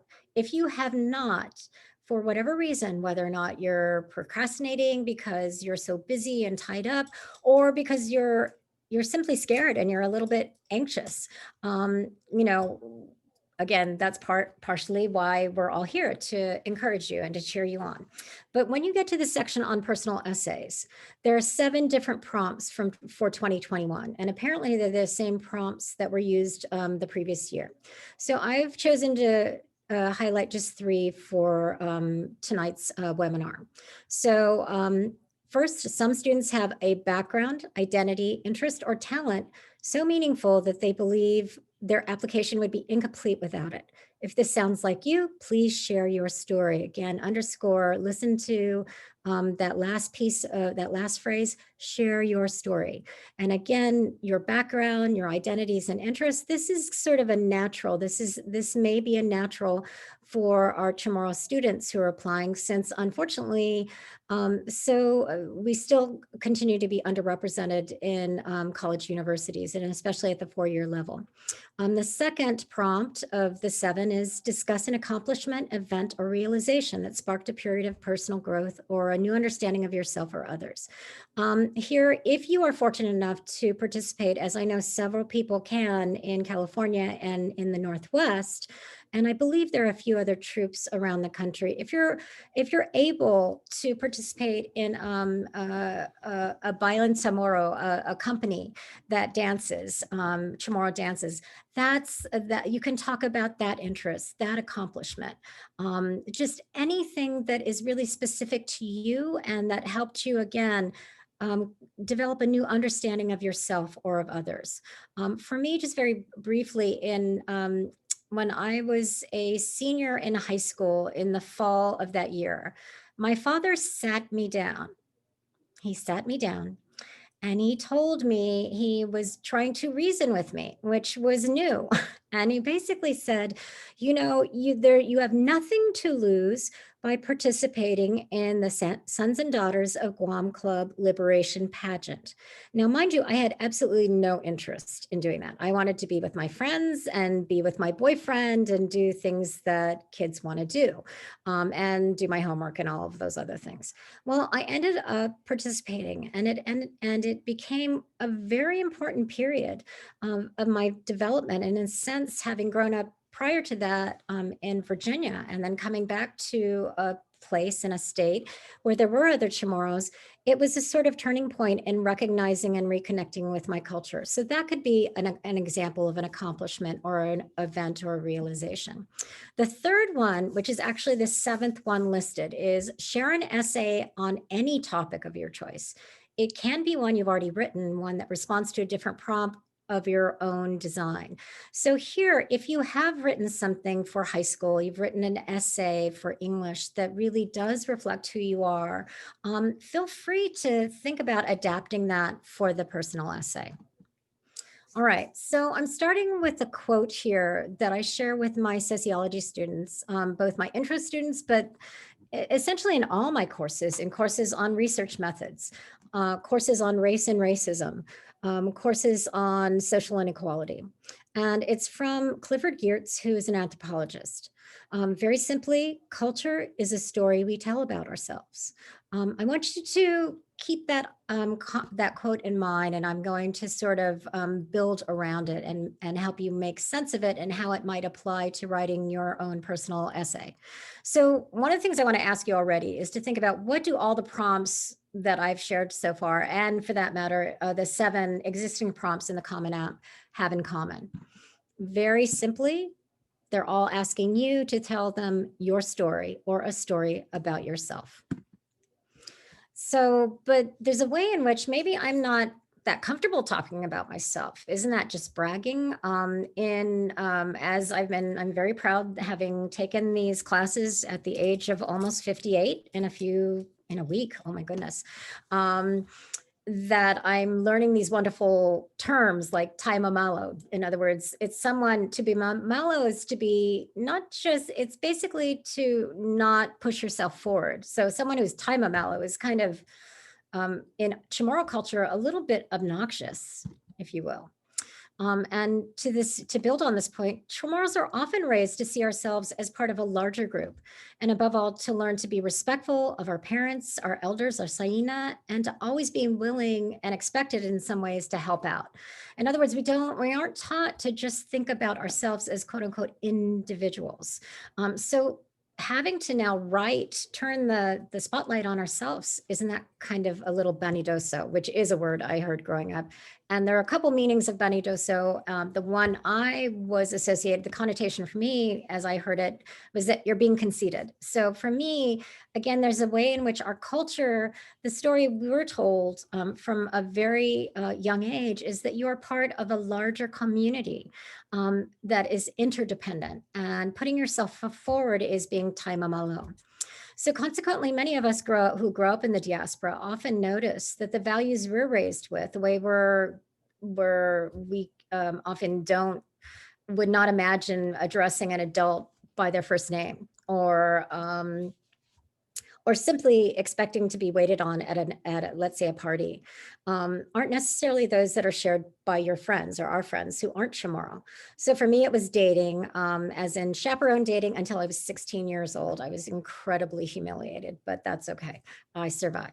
So recently, a Chamorro historian, the same professor who's been teaching Chamorro language for 10 years, offered an online course in which he noted 5 key cultural values central to our ancient and indigenous culture. They include Inafamalik, Inagofli'i, Mineskon, Menhalam, and Mititagna. And my pronunciation on that last one is still a little Poasso, a little weak. So for several weeks, Dr. Bavaco went through each cultural value, and he explained their meaning and how it related to how Chamorros interact with one another. That is to say, within our families, with our elders, and with our relatives. And during the class, I was really struck that one of my classmates said out loud was what I was actually thinking to myself, that I never knew there was a word or words that described how I was raised, what I believed, how I learned to move in the world. So essentially, I'd never thought about the way that my culture had been taught to me through these values. And now I had the words, the actual indigenous words to go along with them. So at this point, if you're waiting impatiently and saying, okay, let's get on with it. What's the point, Auntie? What are you getting at? And what does this have to do with me writing my essay, Umbri? And I do have a point. So let's start with Anafamaluk. It means to make good. It literally means this. So when you say Hafaday, total malik, it means to make good for everyone, to have harmony amongst our community, within our families, within our extended communities. Inagofli'i means to care for one another. And the root word there is li'i, meaning to see, to really see one another. When you think about how you enter a party or let's say, maybe you live in, I don't know, Alabama, and your grandparents are visiting, you know that the first thing you do when they enter is you get up and you amen your elders. Mineskon, to endure hardship as a kind of strength. I think of it as being more than just persevering, but, and I think in terms of Guahan being still one of the 17 remaining colonies, according to the United Nations in the world, to be essentially unconquered. Menhalam, intelligence, wisdom. Although I just noted that I wasn't very wise or intelligent because there's a typo there, so I'll fix that. And then finally, Minnetonka, courage and bravery. So here's a point worth bearing. In a society where Chamorro culture, ikuturata, is often unrecognized or devalued or ignored by your friends or even and often your teachers who may know little or nothing about Guam. Remember that these values and words are 4,000 years old. When the Egyptians were building the pyramids, the Chamorros undertook the first historically documented long-distance ocean-going voyage. We are the original wayfarer. Okay, so again, Auntie, okay. So what does any of that have to do with writing my essay? So in a world or society that generally celebrates individual achievement, the question you might be asking yourself as someone raised Chamorro is, how do I write a personal essay that captures the attention of admissions counselor while I stay congruent with the values and the story that was told to me about who I am? So here's just a few quick tips. First of all, don't just be true to yourself, but be proud of yourself. And this is a different meaning of Banidoso, because you are Chamorro and our culture has survived. Our language we're trying to revitalize, but be proud of the fact that you are Chamorro. No need to apologize. They should be apologizing that they should be happy that we are in their presence. Secondly, write about your distinct experiences and the values you were taught. Whether you knew or know the word Inafamalik or not, you were taught the value of interdependence, of not just looking out for number one, as the saying goes, but for making sure your family and your community survived, thrived, and operated to support one another. Thirdly, think about how the things that might have made you feel different from others in high school is actually what makes you not just special, but strong, as well as special. Again, these are the thoughts I want you to be thinking about, sort of marinating in, if you will, before you start writing. And fourth, tell your stories about what makes you and your family special. All right, so again, writing the essay. I'm going to give you a concrete example. And this is from the first question, which you can look at again, a background that is so meaningful, their application would be incomplete. All right, so the example is taken from my daughter, who is now 25 years old. She's mixed race, she's Chamorro, her father is white, and was born and raised in the Midwest. In fact, she was born rather in Omaha, Nebraska. And I remember asking my husband, why are we going there? But that's another story. She had two very different kinds of families, both of which loved her very much. She talked about flying in her essay to San Diego every year for summer and also on holidays, eating red rice, Calaguen, having tons of uncles and aunties and cousins, and a nana and a tata, all of whom were very loud, very generous, and almost always laughing. Although there was, I have to be honest, I don't know if it's just my family, but sometimes we fought and then we made up. She talked about her family in the Midwest, who are much quieter and much more reserved and never seemed to fight, but who loved to laugh and were extremely witty and were also quite loving. She was close to both of her grandmothers, one of whom, my mother-in-law, always supported her love of art, and she is now a painter. And she absolutely adored both of their cooking, noodles in Ohio and red rice in San Diego. So she, in her essay, she talked about the fact that she was bicultural. And in a way, the way that she moved in the world between Ohio and San Diego. So again, tell your story, share who you are and what's shaped you. Whatever prompt you choose, very quick, a couple of final reminders. Admissions counselors genuinely want to know who you are and if you might be a good fit for their school. They're building an entire class. You're thinking, okay, I'm applying to these schools, and you're thinking, I need to get in. But admissions counselors who are on the other end of the admissions process are building a class. They want to take people who might be interested in the Greek system. They want students who are going to contribute to the literary magazine. They want students who are interested in politics and might be protesting. They want a range of people, and they're trying to figure out if you'll be a good fit. And remember, you need to think about whether or not they will be a good fit for you. So they really do want to know what you can add to the campus because of who you are. So here, a couple things I want to suggest. Tell your truths. In the end, be authentic. And I believe Auntie Lynn is going to talk about the fact that write like a 17-year-old student. They will know if somebody else wrote your essay, and it will not help you. But let's say if being Chamorro hasn't always been easy for you, or if you haven't felt seen or understood by or within the dominant culture, write about that. If you're honestly still not sure what it means to be Chamorro because you live in, I don't know, a small town in Texas where there aren't very many Chamorros, write about that. If you're queer in Chamorro, write about that. If you're mixed race and don't know if you're Chamorro enough, write about that. If you love writing poetry or making TikToks, write about that. If all else fails, look at your own social media feed, which many young people have, correct? And I don't know why that's showing up. That will help you tell the story that you've already been sharing with the world. Okay, and with that, again, I have sort of been speaking with my my comrades who are on this panel, and I think our work will all be very complementary. And with that, I'd like to turn it over to my Tselu. I'm so delighted to have met all these Chamorro people.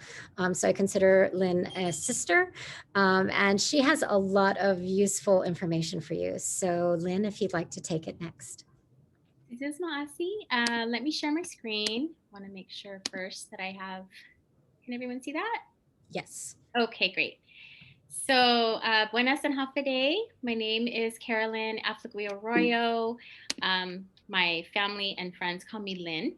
But before I begin, I just want to acknowledge the fact that I am in the Bay Area, which many people probably recognize this beautiful photo of the Golden Gate Bridge and know it as the San Francisco Bay Area, but it's also Ohlone land. So I live on Ohlone territory. I was born in Chochenyo Ohlone territory, and am always finding ways to support the Ohlone community, to respect and acknowledge the fact that I'm a guest on their land, and always try to make sure that I'm respecting their ancestors, especially given that, we are Chamorro, and so we understand what relationship to land means.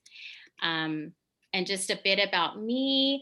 Again, my name is Carolyn or Lynn. I work in admissions. I've been working in admissions for about 5 years now for the University of San Francisco. And although I work with graduate enrollment, so I work mainly with master's and doctoral programs. I have a lot of colleagues and a lot of friends that work in undergraduate admissions, and they've actually helped me to put together this PowerPoint and provide information that I think will be helpful for you. So the first thing that I want to go over is just how important it is, just general admission information, but how important it is to research the colleges that you want to attend.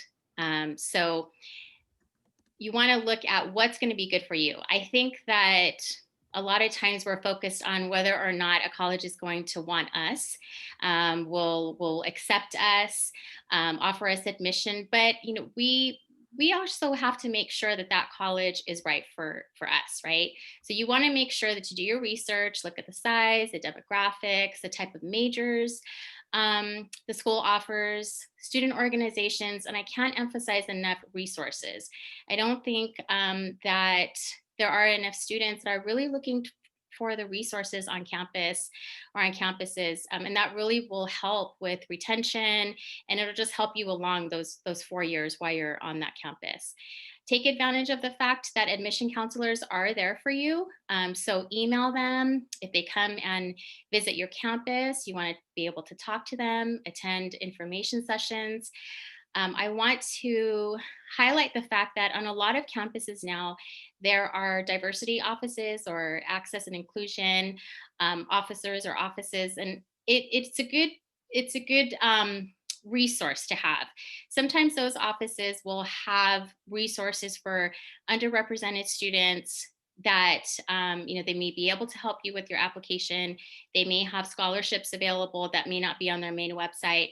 So I just want to encourage everyone to, if you're looking at a college, to make sure that you look at that as well. And then sometimes also they have student ambassadors, so you can talk to a current student. And then of course, looking at the financial aid and scholarships that they offer. So what matters on your college application?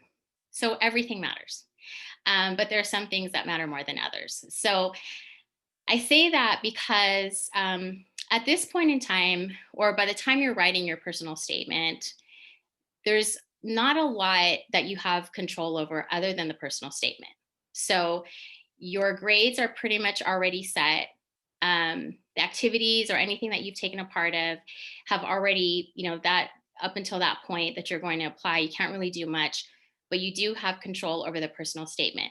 They're going to be looking at everything. So as admissions officers, we look at everything. But the personal statement is actually one of our favorite parts of the application. And that's, for many reasons that I'll talk about in a minute. So why do colleges ask folks to write an essay? Why are we asking? Why are they asking? The purpose of the essay is to share who you are as a person. It provides the admission officer a sense of your personality. It goes beyond the numbers, so beyond test scores, beyond GPA. It's also to tell your story, as mentioned before, and to speak your truth. It is not a place to talk about your grades. It's not a place for you to kind of argue or to convince an admission officer of why you want to attend a specific school.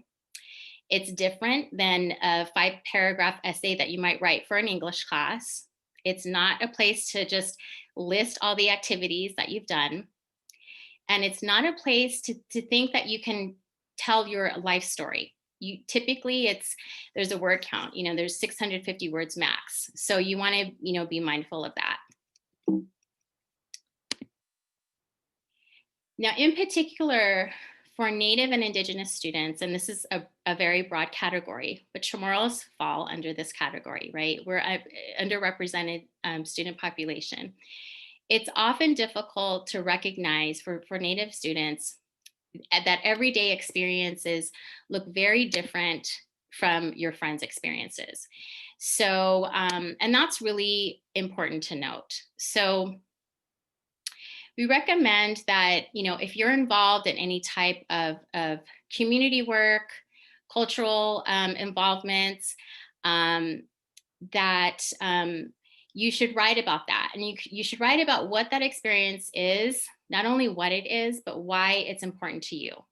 So that's really the highlight of what I wanted to talk about, is why is that important to you? So some of the experiences and responsibilities that you may not think an admission officer would want to know, or that a college would care about, is, I'll give some examples on the following page. But what some of these experiences show is they can show leadership, they can show your concern and your compassion for others. They can show persistence, your persistence in the face of challenges that you might have. And also it can show the important context for your goals. So these are some examples of what probably folks wouldn't consider your typical extracurricular activity, right? If you go home after school, and as Professor had mentioned earlier, if you go home after school and you're watching one of your siblings or your cousins, or maybe you're helping to take care of your nana, or maybe you come home and you cook, it's your responsibility to cook for the family. Or maybe you're in the process of learning your language, right? Or you take part or you assist in cultural ceremonies. These are all really great examples of experiences and responsibilities that admission counselors want to know, that they value, and it looks obviously very different than maybe some of your friends at school. So it's not playing volleyball or on the volleyball team, and it's not maybe being president of a club, right? But it's definitely valued, and it's how you spend your time. So we want to know how you're spending your time, and these are examples of some definite responsibilities and experiences that are important. And so just to mention again that I think there's this sense that all of these responsibilities or experiences that we have on the daily, that admissions officers wouldn't want to know about that, or they wouldn't care, or that's really not what colleges are looking for. And I have to say that I've talked to several different admissions officers, whether that's at UC campuses, private universities, public universities, and that's not the case. They definitely want to hear about these experiences, and they definitely value these experiences. This is you, right? Those experiences make you who you are. Personal essays are a chance for students to highlight how you give back in your communities, how you contribute, the way that you support, and it's a place to share your goals. So it's okay to take a break from being humble. As was mentioned before, we want to hear how amazing you are. So an important, one of the things that I really wanted to highlight was when you're writing your essay, not to just describe an experience, but to also reflect on it. So that's a key component of the essay. It's being able to tell the story, but also to reflect on that story and how that relates back to maybe your goals, or your decision to pursue higher education, whatever that may be. You want to think about the relationship to the work that you do, the relationship to the community, and to reflect on what that means to you. This is all, I think also, of course, like very pertinent to being Chamorro, being Native, and being Indigenous, right? We're very focused on relationship. And just remember that leadership, because there's a couple of prompts, that talk or ask about leadership. Leadership can be defined and can look very different to different people, right? But perhaps you've never been in a leadership role, like you've never been the leader, right? But you're always there to support. That's being the support person is also equally as important. And it is a type of leadership. So think about that. I think that this whole slide is really about reflecting and to think about those experiences. So, and just remember to tell your own story. draw from your knowledge system and your position, and understand that your systems of knowing are valued, and it makes you who you are. And so this right here is just kind of a helpful tip, that when you're writing an essay, about a third of it should be descriptive or about the story, and then the rest of it is really about reflecting on that experience. So just be careful not to get caught up in so much of the description of the story, and then you never unpack what that moment means for you. So just kind of as an way to organize your thoughts, really, you can kind of use this slide as just kind of in steps, right? Finding a prompt, brainstorming, and then outlining and drafting your essay, and then proofreading and final essay edits. These are the Common App essay prompts. So I know Travis had spoke earlier about the Common App. I'm not going to go through every one, and these slides will be available on the website. So, but what I do want to note is that there are 7 Common App essay prompts, and then the UC system has 4 personal insight questions. And they all have, let me go back a little bit. They all have something in common. One is that you're going to be writing in, from your position, from the first person, but also it's about choosing, most of the time it's about choosing a moment. So if you're looking at all of these prompts, it's describe an example, think about one subject, that inspires you. If you're looking at the Common App, describe a problem, right? Discuss an accomplishment. So these are very specific moments that they're wanting you to think about and then reflect on that. So I just wanted to highlight that. Here are some writing tips. Again, pick a moment and reflect. Pick something that you care about. Find your voice. Once you're, finished, or as you're writing, read out loud and let family and friends read it after a few drafts. So for finding a prompt and brainstorming, these are just some helpful questions that you can ask yourself. And just to respect time, I'm just going to leave it up here, and then you can review the PowerPoint after. And what our college is looking for, really looking for they want to hear your story. They want to know who you are. They want to know if you can organize your thoughts and if you can express yourself in your writing. Are you writing about something that you care about, right? Did you answer the prompt? Did you answer the question? Would you be a good fit? And this is just the outlining some questions to help you outline your essay. And then some other questions for proofreading and finalizing your edits. And some tips. I would say definitely try to start early. Don't procrastinate. Again, pick a moment and dive right in. Pick something that you care about. Really be yourself. Find your writing style, which will show your personality. Answer the essay prompt. Keep track of length, read out loud, let family and friends review it after. And this is a tip, which is don't name, especially if you're doing the Common App, do not name another college in your essay, because your essay will go to several colleges. So they're going to be reading the same essay.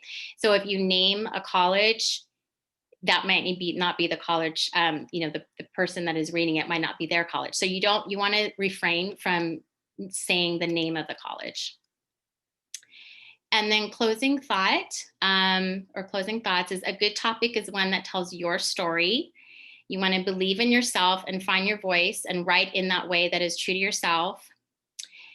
Remember that the essay is not going to make or break your application. It's one piece of a lot of different types of information that you're providing the college. And then also, I just wanted to put out that we're here to support you. So reach out to your community if you need help. And then this is my contact information, and anyone is free to contact me here on email, and I could provide additional information, or if you just need support or help. See this, Mossy. Thank you, Lynn. I know we have another person who will be. I'd actually like for Professor to introduce Lily, please. Thank you.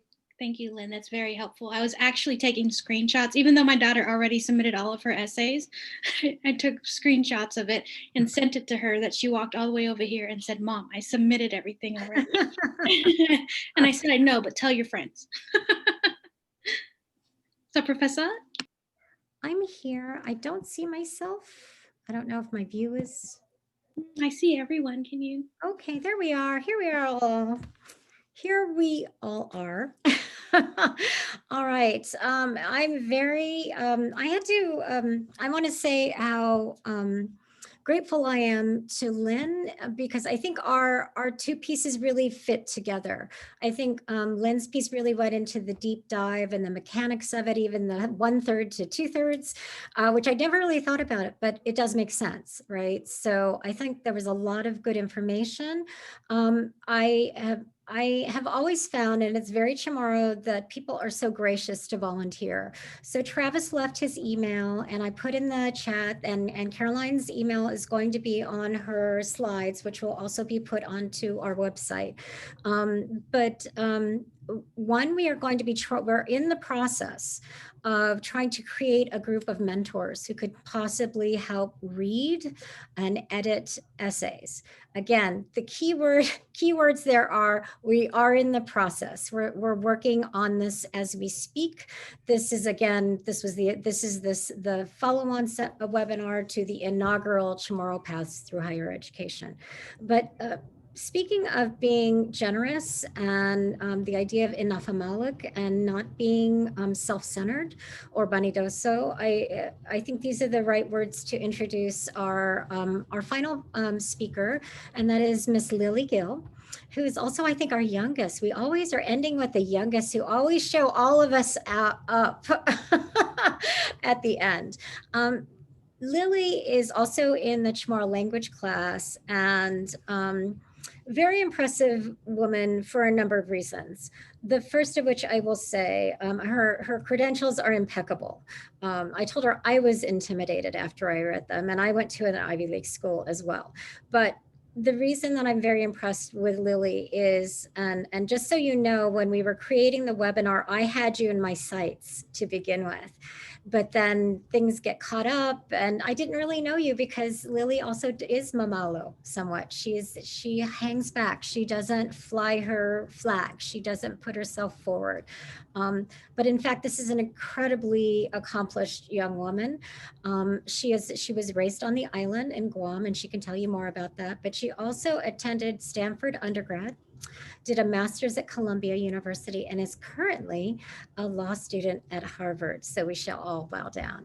And we talked about the fact that in many ways, some of the people that we feel most urgently about reaching, we want to reach all the Chamorros who are isolated in higher ed or in their high schools. I have worked now for most of my adult life, all of my adult life in academia. And I've always been the first and often the only, to this moment, Chamorro or Pacific Islander in my community or my university.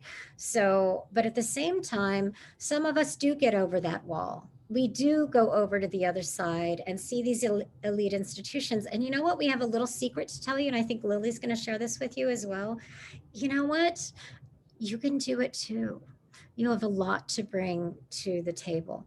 But Lily is so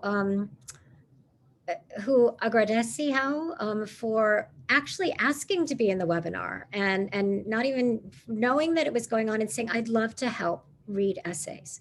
So with that, keep in mind that though she may be an incredibly accomplished young woman, one, Chamorros are getting there. We can do this work. And two, she has volunteered to be here, and she's kindly sharing her story with us. So Lily, is kind of our cleanup person. So she agreed. She's so chill too, which I love, dealing with people who are going to come into any space, that she said, I'll just take care of whatever isn't mentioned. So with that, Lily, welcome aboard, and thank you for being here. Maasi, for such a kind introduction. Hafaday, my name is Lillian Gill. I'm familiar Gungat from Humatek, but I'm currently living in New York on ancestral Wappinger land. So I received my bachelor's degree from Stanford University in Feminist, Gender, and Sexuality Studies in 2017, my master's from Columbia University in Human Rights Studies in 2019, and I'm currently pursuing my JD at Harvard Law School. So I wanted to share a bit about my perspective as a student. So I'm fortunate enough that I was born and raised in Guam in a household that really emphasized the value of education. But I want to echo what Travis and others have said throughout this webinar, that it really is a reflection of privilege when students are able to get to places like where I am, engage with a lot of extracurriculars, and when it seems easier to fill out the college application. Although my parents were both first generation college students from Guam who had to work and support themselves through school, they were privileged enough to have resources and time to really make sure that my sister and I had access to all of the opportunities that they never did. I also want to acknowledge that I'm really privileged for somebody coming from Guam, because both my parents went to college and graduate school, and my sister was already in NYU when I was applying to college. So by the time it was my turn, I already had a pretty good idea of what was going on. I also attended St. John's School on Guam, a college prep school that gave us a lot of guidance when it came to applying to colleges. We had a college guidance counselor, and during my senior year, we even had a class where we would meet every day just to work on our college applications. So I am where I am today because of a lot of support and help from other people. If you don't have as much support as I did, it's extremely understandable if it's a really overwhelming process, because I was still overwhelmed even when I did have as much support as I did. And when I was applying for my master's and my JD, I felt like I had no idea what I was doing. Without my parents and my teachers spending years preparing me to apply like it had happened for college, I felt totally lost and unsupported. I was really stressed. And on top of that, I was also really stressed out because I didn't have top test scores. So I have ADHD and I really hate standardized tests. At both Stanford and Harvard, I must have had one of the lowest scores that they admitted, but I was able to round it out with other parts of my application. And I can promise you that standardized tests in no way accurately measure your intelligence or ability. And once you're admitted to college, no one will ever care about what your SAT or ACT score was or your high school GPA ever again. At the same time, I was really privileged because I had a lot of friends in college and in grad school round one who had gotten into a variety of different graduate degree programs. And I was attending prestigious universities that had a lot of resources like college admissions, guidance counselors, and websites with lots of informative links. But even though I had all of those resources, I still felt clueless and anxious and like I wasn't good enough. So I just want to tell you that if you or your children are feeling overwhelmed or stressed out right now, I promise that says nothing about how smart you are or what you're capable of as a person. School applications always suck, but you will be successful. I was also lucky because I was honestly pretty naive when I decided to apply to Stanford, in that I really didn't understand how selective it was. Growing up, I wanted to go to Harvard, but I didn't really hear of anybody from Guam going to Harvard. But I did hear a lot of people from Guam going to Stanford, so I naively thought that Stanford would be easier to get into.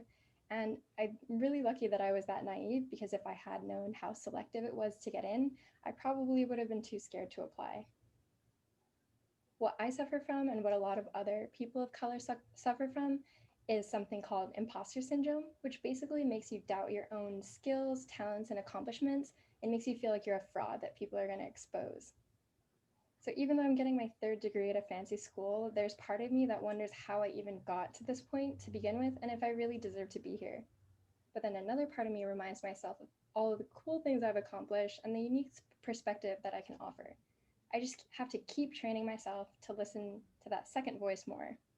So if part of you is ever telling you that you're not good enough, you just have to search for the other part of you that can remind yourself what a badass you really are.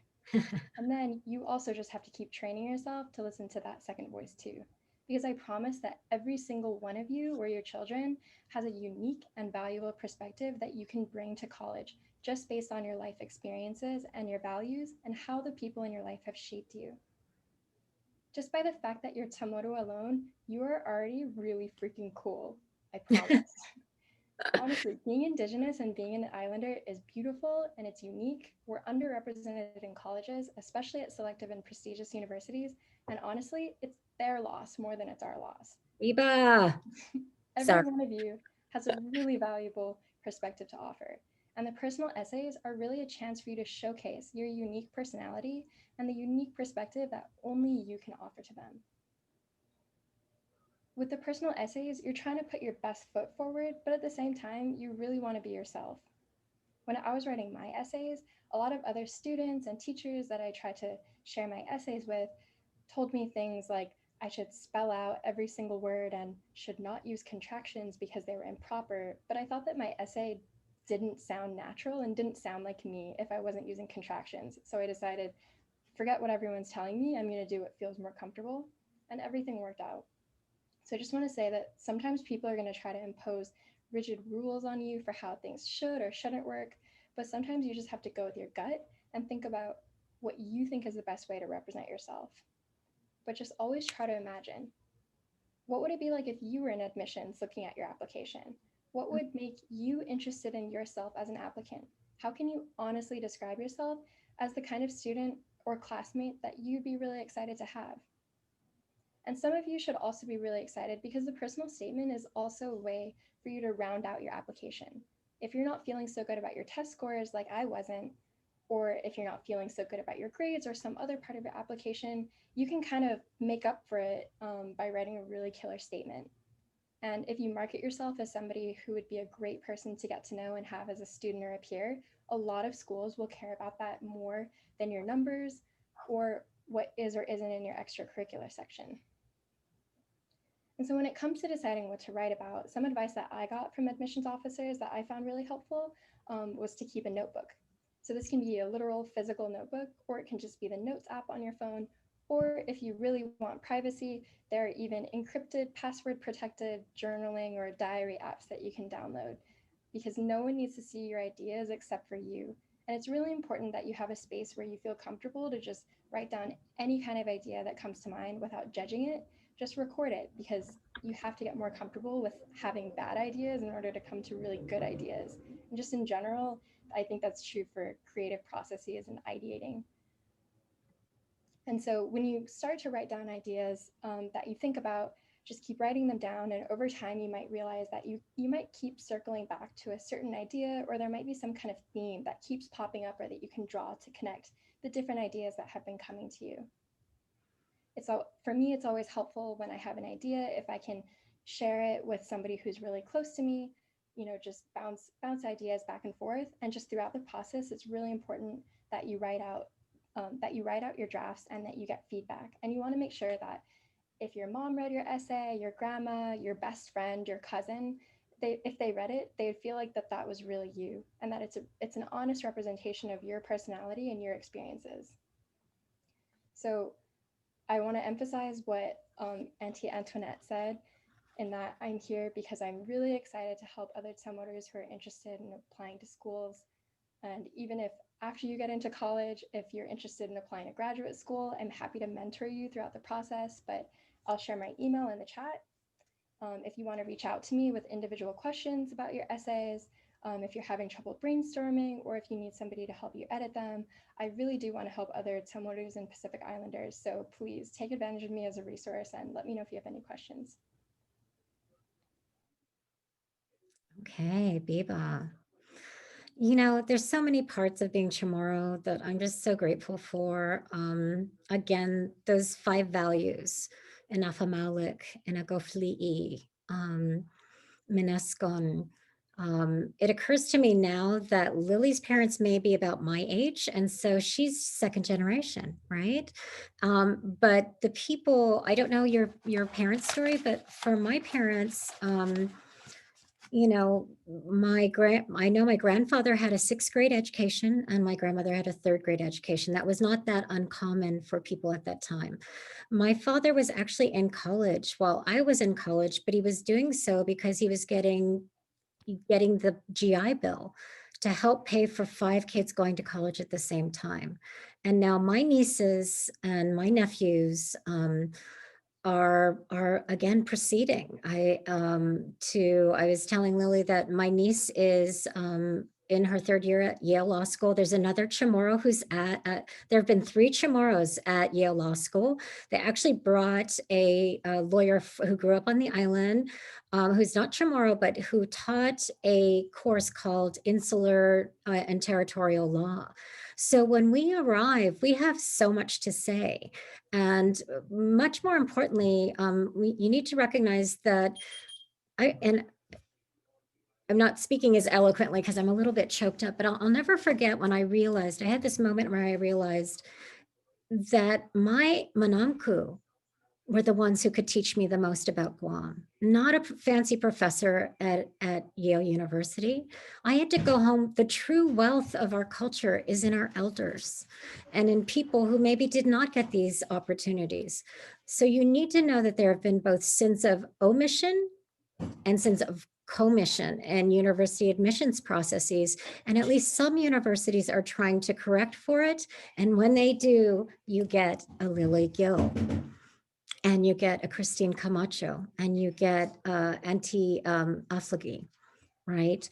And then we'll fill in the name, and then we get fill in your name here. So we're only just getting started with this process of reaching out to you and finding each other in the diaspora and on the island and making connections back and forth across the globe from Afghanistan. Last time we had a registered participant from Afghanistan. Jennifer, shout out from Taiwan. We are making the world smaller, but we're also contributing to creating new knowledge about the world. Again, it was Professor Maguette who mentioned that our ancestors were responsible for the first documented long distance ocean going voyage. Dr. Marie-Therese Perez-Hattori in the previous webinar mentioned that while our ancestors were undertaking that voyage, the Egyptians were building the pyramids. Agriculture was just being introduced to what was called Eurasia. We have so much to say.